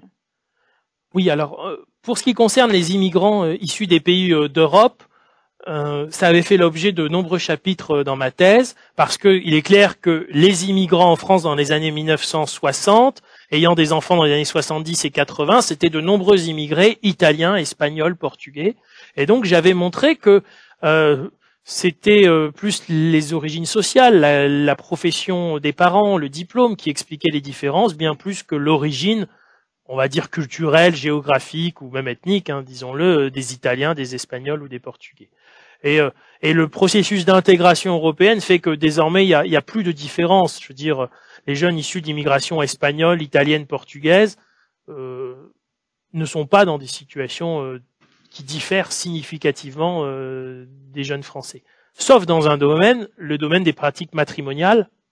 Le mariage en Espagne et en Italie, c'est encore quelque chose d'essentiel, alors qu'en France, je dis pas que c'est pas quelque chose d'essentiel, mais la majorité des naissances en France se font hors mariage, même si on a encore une majorité d'enfants qui vivent dans des familles où les parents sont mariés, puisque il y a de nombreux couples qui se marient une fois qu'ils ont les enfants. La France, maintenant, c'est ça. Prenez ma région, la région Bretagne, qui est la plus catholique de France, c'est la région où il y a le plus de naissances hors mariage. Mais c'est là aussi qu'il y a le plus de mariages dès que les enfants sont nés, par exemple. Alors qu'en Espagne et en Italie, on est resté sur le schéma traditionnel, mariage puis constitution de la famille, et donc les immigrants espagnols, italiens ou portugais seront encore plus dans cette logique-là en France que les enfants français, mais pour le reste, il n'y a pas de différence significative. Pour les jeunes issus d'immigration asiatique, on a un paysage qui est un peu contrasté en fonction des zones d'Asie du Sud-Est dont il s'agit, mais il y a des stéréotypes plutôt positifs associés aux populations asiatiques en France, et une réputation de sérieux, à tort ou à raison, d'engagement dans le travail, etc. Et donc il n'y a pas réellement de discrimination. Et puis on a des réseaux communautaires qui sont forts. Autant je n'utilise jamais l'expression communauté dans mes articles ou dans mes ouvrages, autant je pense que l'idée de réseau communautaire est pertinent. Voilà. Je dis parce que je considère qu'au niveau individuel, il n'y a pas de fatalité. Chaque individu est libre ou non de se sentir appartenir ou pas à une communauté. Mais il y a des solidarités communautaires, il y a des réseaux communautaires qui ont une grande influence sur l'emploi. Voilà. Je crois qu'il y a une discussion qu'on peut avoir sur des concepts, parce que l'ethnicité, dans le fond, quand on regarde ici au Canada, très souvent, c'est basé sur l'origine géographique. La différence avec la France, non, plutôt la différence avec votre travail, c'est la profondeur généalogique. Vous avez une seule génération, enfin 2 générations en fait. Et vous avez mentionné le fait qu'on pourrait évidemment aller aux petits-enfants et remonter plus loin, mais il reste que fondamentalement, le concept d'ethnicité ici ressemble beaucoup à votre concept, sauf que c'est beaucoup plus limité. Et d'ailleurs, vous avez mentionné les autres pays qui font le même genre d'études, mais qui vont parler d'ethnicité. Je pense que le débat n'est pas sur doit-on avoir des statistiques ethniques ou non, parce que vous en avez, et vous en faites. c'est, à mon avis, du travail qui va exactement dans le même sens que des travaux sur l'ethnicité. Et d'ailleurs, vous me corrigerez si mais ici au Canada et aux États-Unis, la tradition des recherches sur la discrimination n'est pas basée sur les groupes ethniques. Elle est surtout basée sur les natifs et les non-natifs. Et c'est essentiellement des mêmes statistiques que vous. Voyez? Et peut-être que dans les conclusions, les auteurs vont parler d'ethnicité, mais en général, la majorité, sinon la totalité des travaux que moi je connais sur la discrimination sont basés sur cette distinction entre natifs. Bon, on peut approfondir en ajoutant des générations, mais en général, c'est vraiment basé, c'est le même travail que vous. Et à la fin, pour moi, ce qui est important dans ce débat, c'est d'avoir des statistiques qui nous permettent de documenter la discrimination selon les origines, quelle que soit la façon qu'on les définisse. Mais il n'y a pas tant de différence que ça entre ce qui se fait en France et ce qui se fait ici. Il y a une différence de vocabulaire. Voilà. Okay? Et c'est tout. Les gens sont réticents en France d'utiliser le mot ethnique. OK, c'est pas grave. Moi, ce qui me préoccupe, c'est le fait que si vous venez du Maghreb, vous êtes discriminé. Et voilà. C'est ça qui est le plus important pour moi. Ma question, c'est dans cette base de données, est-ce qu'on a des données sur les grands-parents? Est-ce que ça remonte jusqu'à cette génération-là? Non. Parce que là, on commence à rentrer. C'est intéressant d'avoir les grands-parents aussi, d'avoir 3 générations, parce que il y a une profondeur là, qui serait intéressante. Ça ajouterait une dimension très importante dans l'évolution sur cette question-là. Mais c'est pas vraiment une question. Là, mais pour moi, c'est un faux débat, cette histoire-là des statistiques ethniques, parce que en France, il y a plein de statistiques ethniques. Je veux dire, j'en lis tous les jours, moi, mais sauf qu'il y a ce débat qui se fait au niveau des principes, dans le fond. Mais au niveau pratique, on les a les données, là. Oui, Victor, merci pour cette intervention. Elle rejoint tout à fait ce que disait notre collègue américain des États-Unis, Russell Maxwell, A False Debate. Il a écrit un article en anglais sur la situation en France. Russell Maxwell est un politologue qui est issu de la minorité, on va dire, noire aux États-Unis. Il est venu travailler en France parce que, en tant que politologue, il travaillait sur les comportements politiques. Or, l'échantillon démographique permanent est aussi, je l'ai pas dit, la base de sondage à partir desquels on réalise les enquêtes sur l'inscription et la participation électorale. Et c'est pour ça qu'il est venu en France. Il a dit, mais je peux identifier les groupes qui m'intéressent.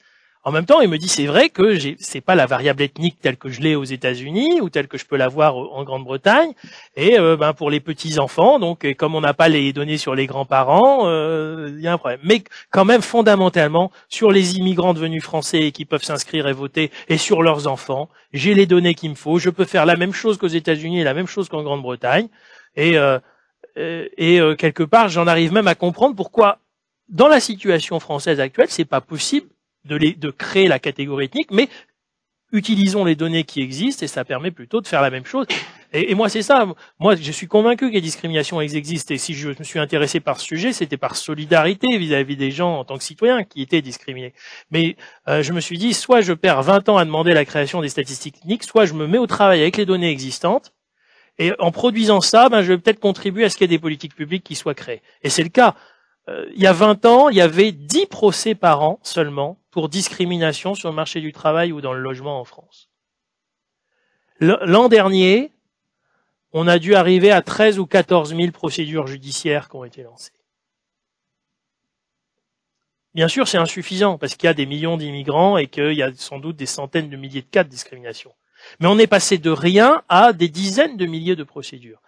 J'étais hier à l'université d'Ottawa devant les collègues politologues et mon exposé était d'ailleurs plus sur le lien entre la mise en œuvre des politiques publiques de lutte contre les discriminations et l'appareil statistique disponible. Et je leur ai montré comment on était passé de 10 procès par an, c'est-à-dire rien du tout, à des milliers de procès par an. Je leur ai montré aussi comment la presse française rend compte maintenant tous les jours de plusieurs cas de condamnation judiciaire pour des questions de procès de discrimination. Donc, je suis tout à fait d'accord avec ce que dit Victor Fichet. Maintenant, la critique, comme quoi les données ne permettent pas d'étudier les petits-enfants d'immigrants qu'on pourrait associer à des groupes ethniques ou des minorités, il est pertinent et c'est la limite du système français actuel. Cependant, dans le contexte français, il faut relativiser ça par le fait que nous sommes le pays qui a le plus de mixité des pratiques matrimoniales et de constitution de famille. Nous avons des taux de mariage mixte qui sont bien plus élevés que n'importe quel autre pays. Et donc, le pourcentage de jeunes dont les 4 grands-parents étaient issus de l'immigration et qui ne peuvent pas dire « j'ai un grand-parent qui était français de naissance », il est beaucoup plus faible que dans les autres pays européens ou même la plupart des autres pays occidentaux. Ça, c'est une première réalité. Ensuite, est-ce qu'on peut, les immigrants, on va dire, donc on a les immigrants. Ensuite, on a la première génération en France, née en France. On les appelle paradoxalement la deuxième génération, souvent, mais c'est la première née en France. Est-ce qu'on peut aller aux autres générations? Je dirais qu'il y a eu en France des précédents qui ont fait que ceux qui ont cru pouvoir aller jusqu'aux 4e et 5e générations se sont un peu emmêlés les pinceaux, comme on dit en français, parce que c'est oublier que on peut avoir des ascendants français de naissance et d'autres qui ne le sont pas, et qu'on peut aussi se marier avec une personne de même origine, mais qui n'est pas de la même génération. Si du côté de votre père, c'est le grand-père qui était algérien, et du côté de votre mère, c'est elle qui est algérienne, vous êtes à la fois un enfant et un petit-enfant d'immigrés. Dans ce cas-là, vous êtes dans la 2e ou la 3e génération. Ou alors c'est 2,5 parce que c'est entre deux. Et si on remonte à 4 générations, là, on a 2 parents, 4 grands-parents, 8 arrière-grands-parents. On a des configurations qui fait qu'on peut pas classer les gens en première, 2e, 3e, 4e génération. Vous avez là, en plus, c'est une petite digression, une grille de lecture pour comprendre les débats français qui ont eu lieu à la fin des années 90. Un point essentiel, c'est que j'ai fait partie de ceux qui ont dit méfions-nous du démon des origines. On ne peut pas classer les gens en première, 2e, 3e, 4e, 5e génération, parce qu'à la 5e génération, ça ne veut rien dire. On peut être à la fois de la 5e génération du côté de l'arrière-grand-père maternel et de la première génération du côté du père, par exemple. Et dans ce cas-là, on est de la première, de la 2e, de la 5e, de la 1 plus 5 divisé par 2. On voit bien qu'on ne peut pas classer les gens en générations rangées issues de l'immigration. En tous les cas, pas sur du long terme. Après, on peut débattre s'il faut aller jusque 2, 3 générations. Mais c'est clair que l'histoire de France, avec l'histoire des 4 grands-parents français ou les 4 grands-parents juifs, ça, je pense, crée un blocage pour toute idée de repérage au niveau des grands-parents. Je pense que c'est ça la raison. Parce que sinon, on pourrait le faire. Deuxième limite dont j'ai conscience et dont vous n'avez pas parlé, merci, quelque part, mais comme je suis honnête, je vais le dire, notre appareil statistique ne permet pas d'étudier actuellement les discriminations dont sont victimes en France, et notamment en France métropolitaine, nos concitoyens issus des Antilles, des départements d'outre-mer, puisqu'ils sont citoyens français, eux-mêmes enfants de parents français, et qu'il faudrait que nous relancions des enquêtes. Il y en a eu une en 92, l'enquête Tom, qui avait été réalisée à ce moment-là, Tom. Depuis 20 ans, il n'y en a pas eu, et donc ça fait 20 ans que, sauf avec les méthodes de testing ou les enquêtes de terrain réalisées localement, on n'a pas vraiment de données sur les discriminations dont souffrent en métropole des centaines de milliers de citoyens français qui sont originaires des Antilles françaises. Et non, on a le lieu de naissance, mais on peut, il n'y a pas que des Antillais qui naissent aux Antilles. Il y a aussi de nombreux Français de métropole qui viennent vivre aux Antilles, qui veulent passer quelques années, qui peuvent faire naître leurs enfants. Voilà. Mais donc j'ai conscience de cette limite-là. Hein. Ça, c'est un argument pour les statistiques ethniques et il est tout à fait pertinent, recevable. Hein. Moi, je suis pas de ceux qui pensent qu'il n'y a pas un fond de vérité du côté de ceux qui souhaitent des statistiques ethniques en France.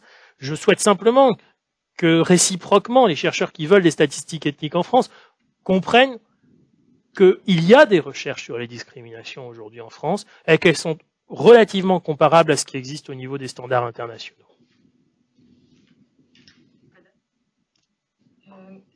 Merci pour votre présentation. Il y a quelque chose pour moi qui n'était pas clair. J'aurais besoin de clarification. Vous avez mentionné que l'origine,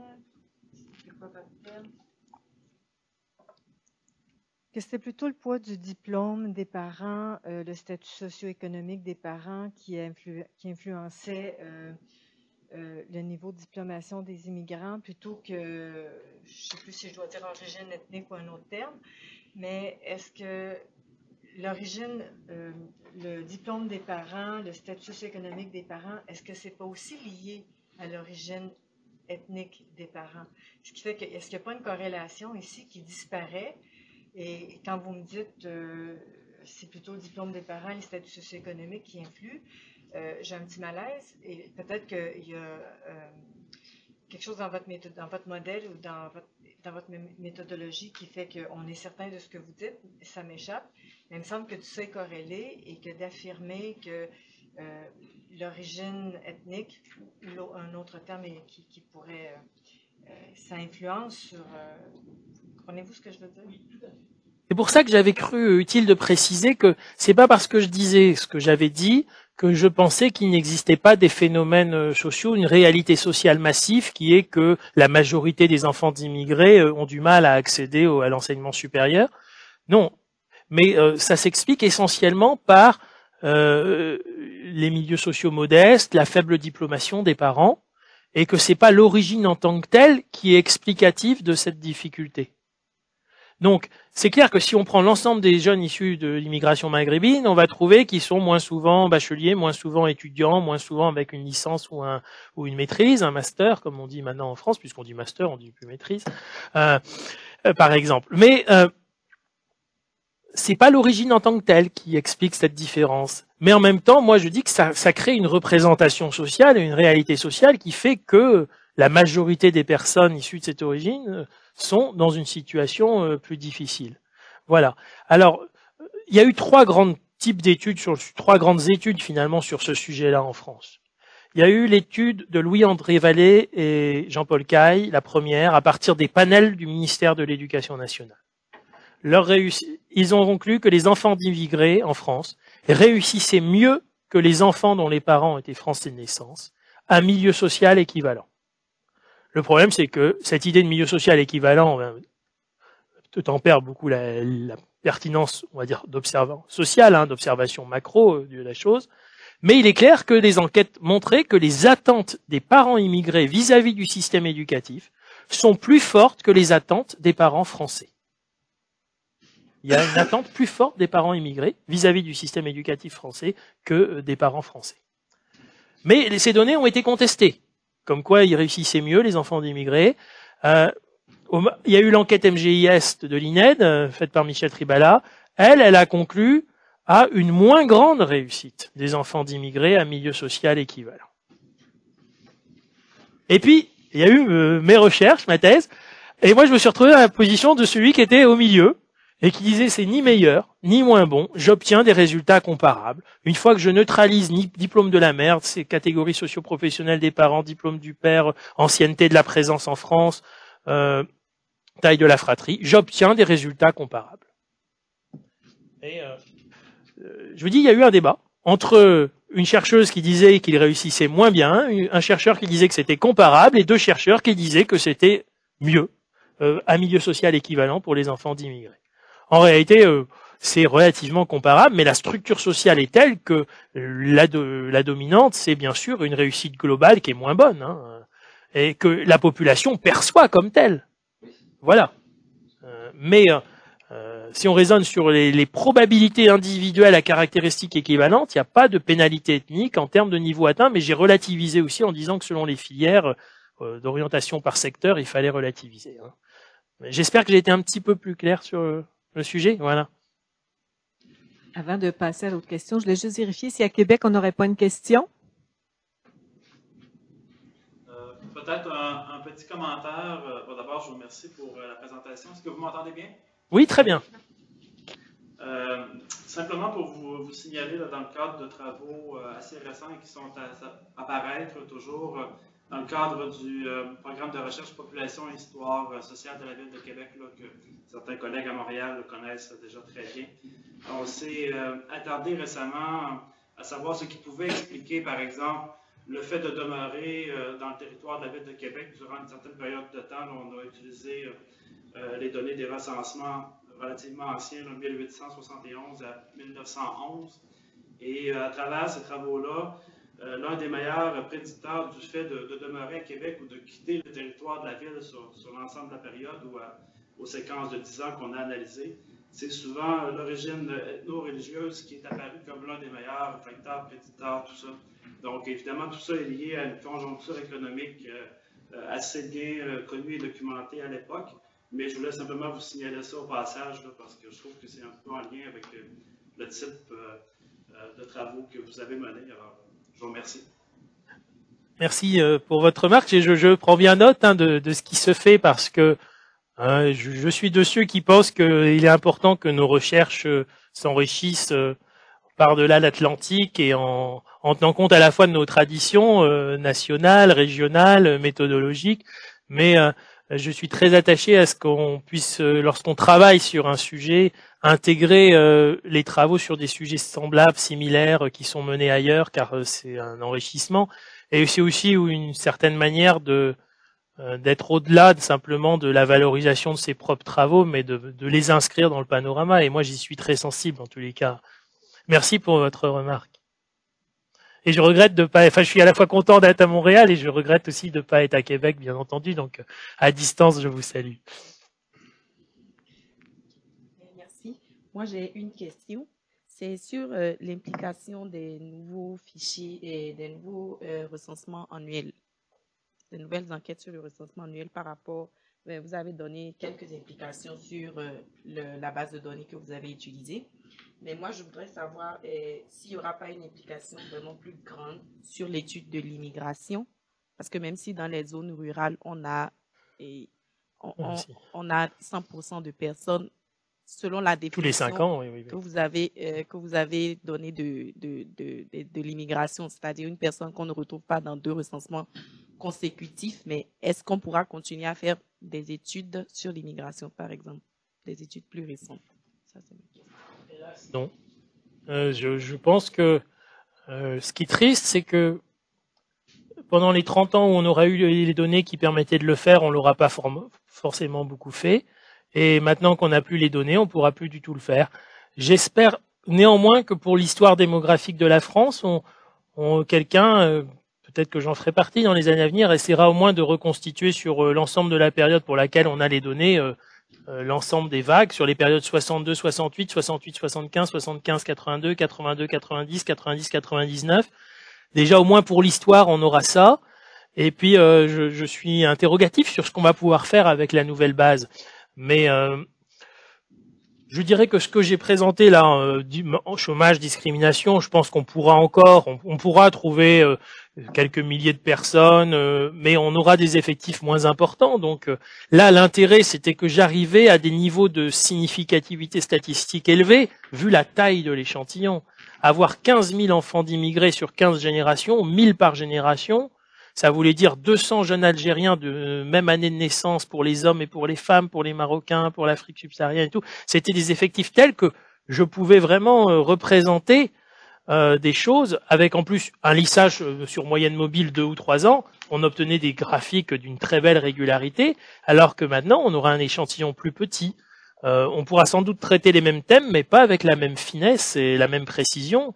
Moi j'ai pu étudier dans le livre, par exemple, comment l'union libre s'est développée de manière différenciée selon les origines et au fil du temps des générations.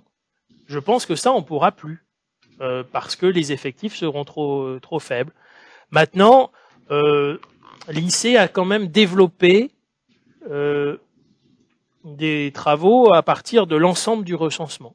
Mais on perd la dimension longitudinale, et pour les enfants d'immigrants, on perd la possibilité de les identifier, parce que là, on a les enfants d'immigrés dans l'échantillon démographique permanent uniquement parce qu'on sait où ils étaient, dans quelle famille ils étaient, entre, on va dire, 10 et 18 ans quand ils étaient adolescents.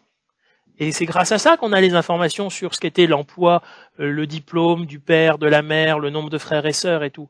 Et c'est pour ça que c'est une base de données longitudinale qui permettait de faire du longitudinal, c'est ce que j'ai fait dans mon livre, et du vrai longitudinal, mais aussi de faire du longitudinal très atténué, en réalité presque du transversal, mais du transversal qui permettait de tenir compte des informations sur la famille 10 ans plus tôt.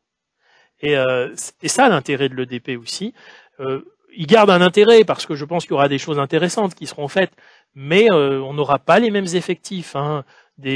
Une enquête sur 15 000 enfants d'immigrés, s'il faut la mener de manière longitudinale, on voit le coût que ça représente. L'EDP permettait de le faire de manière en plus accepté par les gens, parce que les gens, pour eux, c'est le recensement, donc ils répondent.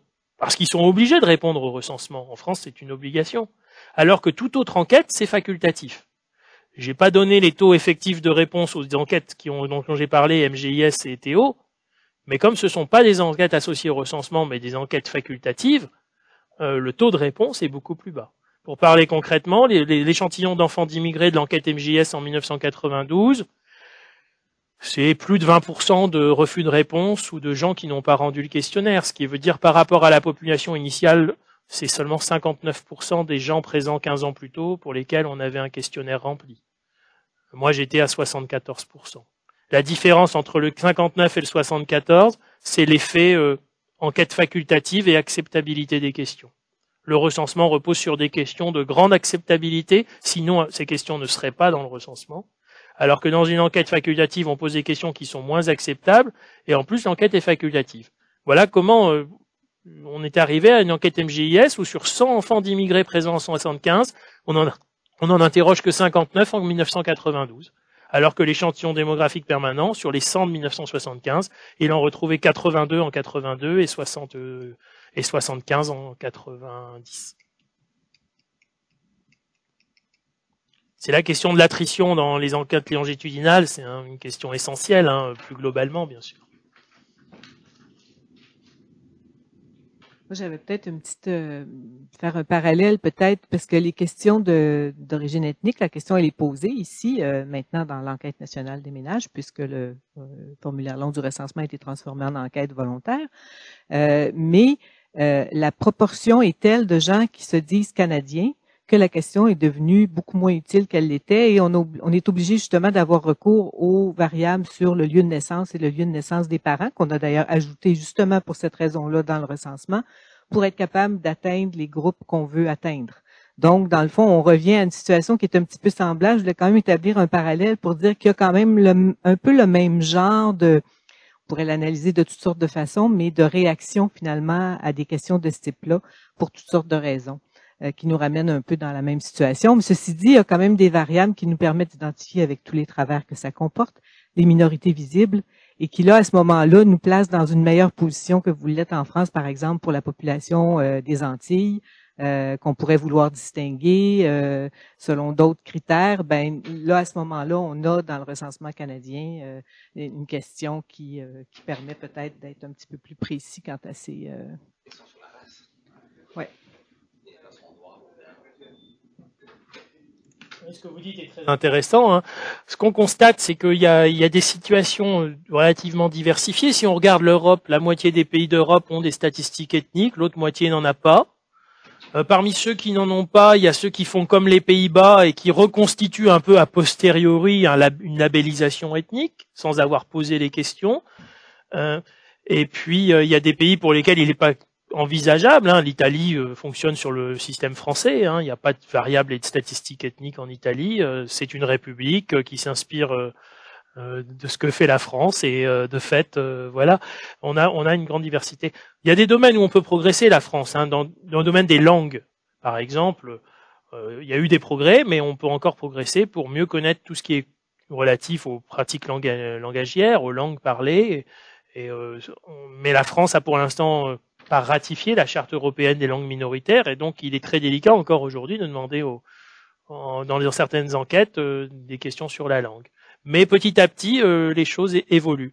Sinon, ce qu'on voit, c'est que en Europe, un seul pays a une statistique raciale. De fait, c'est la Grande-Bretagne. Officiellement, c'est une question ethnique, mais dès lors que la première modalité de réponse qu'on peut cocher, c'est white, il est assez clair que c'est racial. Mais c'est le seul pays d'Europe où c'est le cas. Et puis vous savez qu'aux États-Unis, il y a de grandes interrogations sur l'avenir des catégorisations ethniques et raciales. Plus en plus de gens qui font comme Tiger Woods, qui cochent plusieurs cases au recensement, lui en coche 4, et des refus de réponse. Et puis certains se rappellent aussi que Martin Luther King, j'en parlais avec Clarence B. Jones, son ancien avocat, qui est toujours en vie, qui est professeur aux États-Unis. Et pour eux, l'appareillage statistique ethno-racial ne devait être qu'une étape temporaire dans un processus de très long terme. Ça ne veut pas dire qu'ils n'en veulent plus maintenant, mais ils rappellent que fondamentalement, il y a une partie du mouvement des droits civiques qui considérait que c'était une étape temporaire. Et j'étais en Afrique du Sud à Johannesburg en mai 2012, et je voyais que il y avait aussi des débats sur ce sujet, puisqu'il y a 10% de la population qui historiquement a été classée métisse du temps de l'apartheid, et qui aujourd'hui ne se sent concernée ni par les accords politiques entre l'ANC et le Parti national-démocrate anciennement au pouvoir, c'est-à-dire ils ont un peu l'impression d'être nulle part et n'étant ni blanc ni noir. Et ça remet aussi en cause ces questions de catégorie. Je le voyais en Afrique du Sud. Je dis pas qu'elles vont disparaître et tout, mais il y a des débats qui existent dans quasiment tous les pays. En Angleterre, les travaux de Roger Ballard aussi montrent bien que l'introduction des questions ethno-raciales n'ont pas été sans provoquer de débat dans les années 1990, car ça n'existait pas jusque les années 1990. Voilà. Peut-être une dernière question. J'ai une formation en démographie puis une autre en anthropologie, mais ça fait longtemps que je ne fais plus de démographie, malheureusement. Mais je travaille toujours avec des données démographiques dans le domaine de la santé. Et moi, je suis très heureuse d'apprendre que les gens ont coché canadien, parce que ça montre que, contrairement à chez vous, ici, quand on est au pays, on est canadien. Et j'ai l'impression, en vous écoutant, que des gens déclarent à 19 ans, 20 ans, 21 ans, hésitent à se déclarer français. Ça ne doit pas aider à se sentir intégré s'il faut attendre cet âge-là. Et en tout cas, moi, je trouve ça très positif. Et dans le domaine de la santé, il y a des fois, quand on fait des analyses, on aimerait avoir l'origine ethnique des gens, ou au moins le pays de naissance, ce qui est impossible parce que on voit des écarts quand on fait des analyses sur certaines maladies, on voit que des gens qui viennent de certains pays, puis ça, on le sait à cause d'études européennes, entre autres, où on sait que les gens qui viennent de pays, par exemple des Japonais qui ont très peu de maladies cardiovasculaires, vont vivre aux États-Unis ou au Canada, vont finir par développer des maladies semblables à celles du pays d'accueil. À l'inverse, s'il y avait un taux de cancer très élevé dans le maladie d'origine, rendu dans le pays d'accueil, après 20-30 ans, on va avoir une diminution. Si on le fait à cause d'études européennes et américaines, le processus est probablement à peu près le même ici. Puis il y a des fois des collègues qui aimeraient bien avoir des données comme celle-là pour pouvoir faire leurs analyses, mais c'est impossible. Les données qu'on utilise dans le domaine de la santé ne permettent pas d'avoir ces informations-là. Et si on voulait les avoir, je pense que ça créerait un tollé, et c'est une bonne chose d'une façon. Et si on revient aux catégories, dans le domaine de la santé encore, quand on regarde les données américaines, on a ça, blanc, hispanique et puis noir. Ce serait impossible de voir ça au Québec, et je pense qu'on ne verrait pas ça non plus ailleurs au Canada. Et ce qui me rappelle qu'en 80, au recensement de 80, si je ne me trompe pas, c'est la bonne année, il y avait la question sur le mariage, et on avait déjà pas mal de gens en union libre qui ont refusé de cocher. 81, j'en faisais partie, on a refusé de cocher mariage, et là, Statistique Canada s'est retrouvé avec des données qu'ils ne savaient pas trop comment traiter, puis on a modifié le recensement 5 ans plus tard. Alors, tout ça pour dire que la catégorisation, les refus de répondre à certaines questions, il y a des éléments là-dedans qui correspondent aussi aux représentations qu'on se fait de qui on est ou de comment on veut être. Merci. Votre propos m'inspire deux réponses finalement, je crois. La première, c'est que vous me disiez... je suis surpris de voir qu'à 19 ans, des jeunes Français se déclarent encore étrangers alors que finalement ils sont Français depuis qu'ils ont 18 ans. La France a adopté un droit du sol qui n'est pas le droit du sol intégral, contrairement aux pays d'Amérique du Nord. Nous n'avons pas non plus le droit du sang historique de l'Allemagne, par exemple, qui est que les enfants d'immigrants en Allemagne restent de la nationalité de leurs parents et que les enfants de ces enfants ont encore, sur le long terme, ça a été comme ça. Ça commence à changer en Allemagne, hein, pour les petits-enfants, maintenant, ça y est, ils deviennent citoyens allemands, mais il y avait le droit du sang, ius sanguinis en latin. Nous, on n'a pas le droit du sol intégral, on n'a pas le ius sanguinis, on a un droit du sol un peu intermédiaire, qui est que on devient automatiquement français à 18 ans, si on y a vécu au moins 5 années, sur les 10 dernières années. Donc les enfants, ils disent, ben oui, j'étais à l'école de 5 sur les 5 des 10 dernières années, donc je deviens français, je me déclare français, et l'officier de la mairie, il vérifie simplement qu'il y a 5 bulletins scolaires de 5 années, et il dit, ok, vous êtes français, et voilà. C'est comme ça. Il Il y a eu 4 années pendant lesquelles ça n'a pas été comme ça. Entre 1994 et 1998, le gouvernement a supprimé le droit du sol, qui est en vigueur depuis 1889. Entre 1994 et 1998, le droit du sol avait été supprimé. On ne devenait pas automatiquement français à 18 ans, mais il fallait manifester sa volonté de l'être. Et donc, on a eu la situation où des jeunes se sont retrouvés étrangers sans l'avoir voulu, puisqu'ils avaient justement pas manifesté cette volonté pour devenir français. C'est un débat qui a lieu encore. Le 23 octobre, j'étais sur une grande chaîne de radio face à un député de la majorité, mais qui finalement n'était pas d'accord avec le leader de son parti, un peu comme Madame Pépin aujourd'hui au Québec. Et il avait dit, non, vous avez raison, il faut maintenir le droit du sol. Je ne suis pas d'accord avec le leader de mon parti. Je lui dis, il est en vigueur depuis 1889. Il m'a dit, oui, tout à fait. Je dis, il y a eu 4 années d'exception, 1994, 1998. Mais sinon, globalement, historiquement, on a eu le droit du sol. Et en 97, quand il y a eu un changement de gouvernement, sa première décision a été de remettre la loi qui avait été en vigueur de 1889 à 1994, c'est-à-dire pendant 105 ans. Donc, on peut dire que depuis maintenant 120 ans, on a le même droit du sol, mais qui n'est pas un droit du sol intégral. Ça pose des problèmes. Parce que quand vous êtes en France et que vous n'avez pas la nationalité française, que vous êtes algérien, marocain, tunisien, né en France, mais n'ayant pas encore la nationalité française parce que vous n'avez pas 18 ans, lorsque votre classe fait un voyage scolaire à Bruxelles, qui est à 1h20 de Paris en train, à Londres, qui est à 2 heures de Paris en train aussi désormais, il faut que vous demandiez un visa, uniquement pour faire une sortie scolaire qui dure parfois 1 jour ou 2. Et donc, ça reste un problème pour des enfants qui sont nés en France, scolarisés en France. On leur dit, vous allez être français à 18 ans, mais avant 18 ans, la moitié d'entre eux, ceux qui ne deviennent pas français en même temps que leurs parents et qui restent étrangers, vont être confrontés à quelques difficultés dans la vie courante, et notamment à cette question des voyages scolaires qui sont très fréquents en France, car tous les enfants vont un jour à Londres ou à Bruxelles voir quelque chose avec leur classe scolaire. Donc ça, c'est un problème. Mais cette philosophie, elle est héritée d'un fameux discours du penseur Ernest Renan. Qu'est-ce qu'une nation? Une nation, c'est avoir fait de grandes choses ensemble et de vouloir continuer à les faire ensemble. C'est le vouloir vivre ensemble. Et il y a l'idée que parce que les gens sont restés en France pendant un certain nombre d'années, pendant leur enfance, ils ont montré qu'ils voulaient vivre en France. Et c'est pour ça qu'ils deviennent français. Le fait de devenir français est la conséquence d'un vouloir vivre ensemble. C'est ça le fondement philosophique. Ça s'oppose au droit du sang allemand, mais ce n'est pas le droit du sol intégral nord-américain ou même britannique via l'existence du Commonwealth. C'est une particularité. Deuxième point que vous avez évoqué, qui touche à la santé, à la médecine, aux classifications. Moi, j'ai rien à dire de très original et de très long sur le sujet, mais j'avais lu un article intéressant de Anne Morning, notre collègue américaine.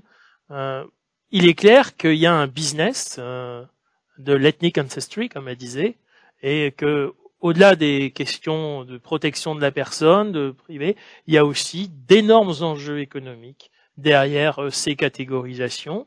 Et nous ne sommes pas simplement des utilisateurs des méthodes statistiques, nous sommes aussi des producteurs de données ou des consommateurs qui influent sur la manière dont elles sont produites. Et c'est une dimension qui est importante, me semble-t-il, dans les débats et dont on ne parle pas forcément très souvent, mais il est clair que dans certains pays, il y a une logique commerciale derrière tout ça. J'en veux pour preuve en Hongrie ce qui s'est passé avec les parlementaires du mouvement d'extrême droite nationaliste Jobbik, qui avaient décidé de généraliser auprès de leurs membres adhérents et responsables des tests pour déterminer quelle est leur origine ethnique en termes génétiques, et avec la surprise du vice-président du parti qui découvre qu'il a des arrière-grands-parents juifs dont on lui avait jamais parlé, et ça a créé un tollé, parce que derrière tout ça, il y avait aussi la logique de monter des sociétés qui auraient été chargées de faire ces analyses. Voilà. Sur cette note pas très réjouissante, encourageante, s'il n'y a pas d'autres questions, il nous reste à remercier notre conférencier, donc Jean-Luc Richard, pour une conférence fort intéressante, fort stimulante sur les catégories, sur une nouvelle enquête, sur les questions d'immigration, discrimination, intégration. Donc, merci beaucoup.